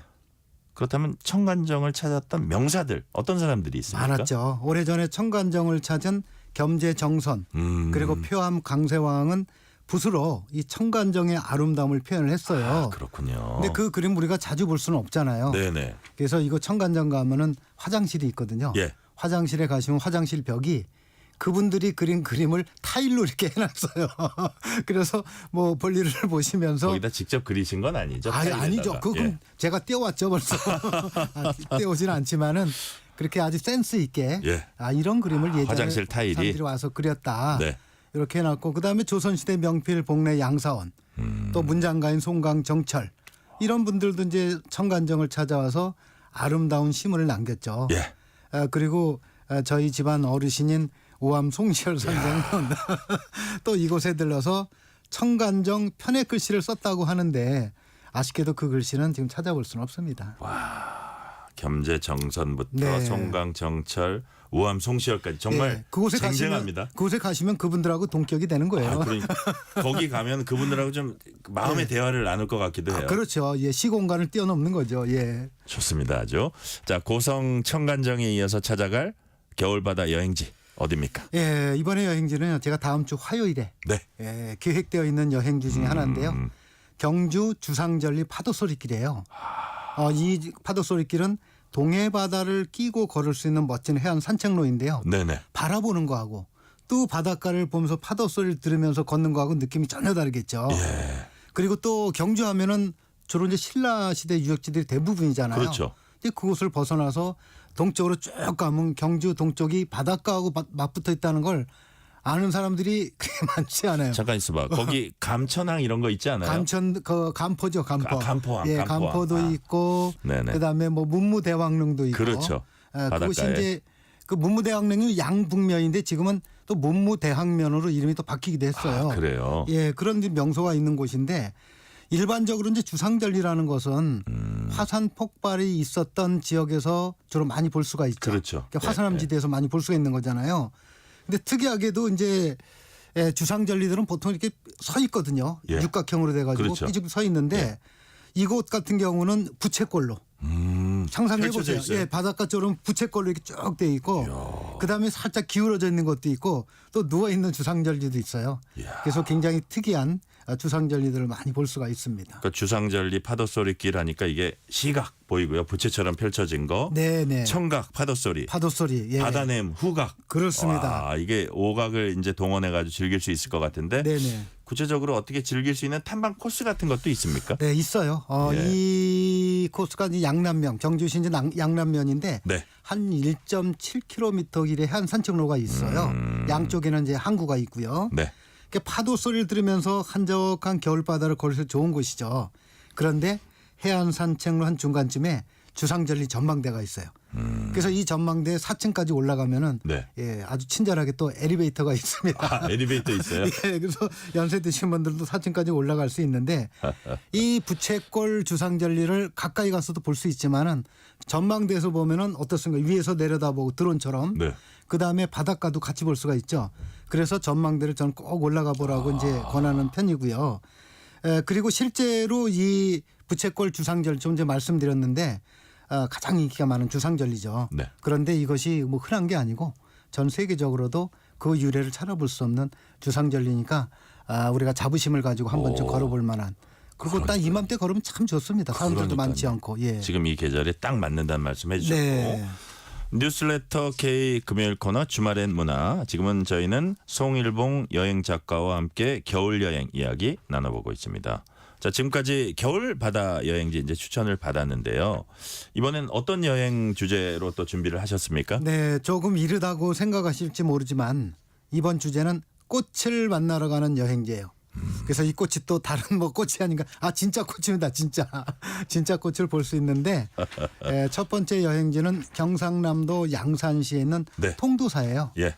이 통도사는 신라 선덕여왕 때 자장줄사가 창건을 했는데 지난 2018년에 유네스코 세계문화유산에 등재가 되면서 지금은 제가 뭐 이걸 아주 예전부터 뭐 한 대학 시절부터 갔었으니까 많이 갔죠. 네.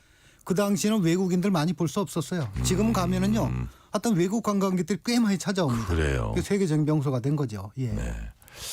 자, 이 겨울에 꽃이 핀다는 건데 양산 통도사 가면 네. 지금 어떤 꽃을 볼 수 있습니까? 매화예요. 아, 매화예요. 예, 자장줄사 이름을 따서 자장매라고 이름을 붙인 붉은색 매화, 홍매화인데요. 네. 제 후배 작가가 제가 이거 하도 얘기를 했더니 네. 자기도 한번 가보려고 1월 말에 가본 거예요. 예. 그래서 자기가 연락을 했더라고요. 그래서 1월 말에 가지고 통도사를 가보고 왔는데 꽃이 폈냐 그랬더니 꽃은 안 피고 꽃망울만 좀 맺혀. 왜냐하면 제가 예전에 사진을 찍은 것 중에 네. 눈이 내렸는데 홍매가 펴 있는 사진을 올린 적이 있었거든요. 예. 그러니까 그걸 보러 간 모양인데 올해는 꽃들이 좀 늦게 펴요. 왜? 겨울이 좀 추워요. 그러니까요. 지금도 춥잖아요. 그래서 이 꽃망울이 맺혀 있는 상태지만은 이 추운 날씨가 지나면 또 매화가 금방 꽃망울 터뜨리거든요. 네. 그래서 저 다음 주 화요일 날 가는데 그때는 꽃을 한 몇 송이 정도 볼 것 같은 것 같고 아마 다음 주말 지나면은 정말 예쁘고 어쩌면 이렇게 꽃이 한겨울에 피어나지. 예전에 보신 적 있을 거 아니에요? 그럼요. 예. 제가 많이 봤죠. 왜냐하면은 그 좀 전에 말씀드린 대로 1월 말에 네. 눈이 쌓여 있는 상태에서도 봤고 2월 중순 한 11일 전후에서는 네. 거의 어김없이 홍매화를 봤습니다. 아, 그래요. 그런데 정초, 지금이 정초잖아요. 음력으로. 예. 1월 1일부터 정월 대보름까지는 이제 조금 지금 빠를 수 있는 거네요. 빠를 수 있죠. 빠를 수 있지만은 이 그 한 370년 정도 된 오래된 매화나무거든요. 네. 그런데 이 정초에 통도사 홍매화 앞에서 기도를 하면은 한 해 동안 좋은 일들이 꽃길처럼 열리고 선남 선녀가 사랑을 약속하면 백년해로 한다라는 말이 전해지고 있거든요. 이야, 그래서 새해에 좋은 계획이 있으시거나 좋은 계획을 만들고 싶으신 분들은 한번 찾아가서 한번 간절히 한번 기원도 해보시기 바랍니다. 통도사 홍매화 앞에서 기도해 보자 이런 말씀해 주셨고 자 3253님이 이런 문자 주셨어요. 송일봉 여행 작가님의 말씀을 듣고 네. 박인희 씨의 겨울바다 노래까지 들으니 미친 겨울 여행 떠나고 싶어요. 미는 아름다울 미, 아름답다겠죠. 예. 친할 친. 미친 예. 겨울 여행 떠나고 싶어요. 멋집니다. 감사합니다. 말씀해 주셨고요. 예. 자, 송일봉 작가님, 양산 통도사에 이어서 찾아갈 꽃을 만나러 가는 여행지 어딘지 좀 간단히 소개해 주세요. 네, 이번에는 동백꽃입니다. 아, 동백꽃이요? 동백꽃을 보러 가려면 동백섬을 가야 되겠죠? 네. 예, 부산 동백섬인데 이 동백섬은 섬이지만은 지금 이제 육지와 연결돼서 배를 타지 않고 찾아가죠. 그리고 섬을 이렇게 한 바퀴 돌 수 있는 탐방로가 잘 돼 있고 네. 이게 뭐 한 30-40분 정도면 또 걸을 수 있는 거리예요. 그런데 이 탐방로를 걷다 보면 한적한 바닷가에 황옥공주 동상이 있어요. 그런데 이 전설에 의하면은 이 황옥공주는 먼 옛날 뭐 동백섬에 살던 뭐 어떤 누구의 왕비였었고 그랬는데 보름날 저녁이 되면은 인어로 변해가지고 동백섬 앞바다에서 헤엄을 치고 논다 그래요. 아, 그래요? 전설이죠.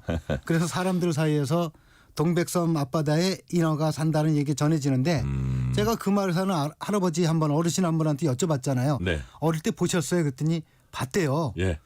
그 인어를 봤다는 거예요. 그래서 이거를 믿어야 되나 말아야 근데 되나? 얼굴이 너무 진정성이 있어 보이는 거예요. 그래서 그래 믿자. 인어가 있는 걸로 믿자. 그렇게 생각을 그렇게 했습니다. 기억하고 계실 수도 있어요. 예, 다른 뭐 누가 보여도 인어라고 보일 수도 있겠는데 하여튼 인어가 산답니다. 예. 자, 지금까지 겨울꽃 볼 수 있는 곳 알아봤고요. 네.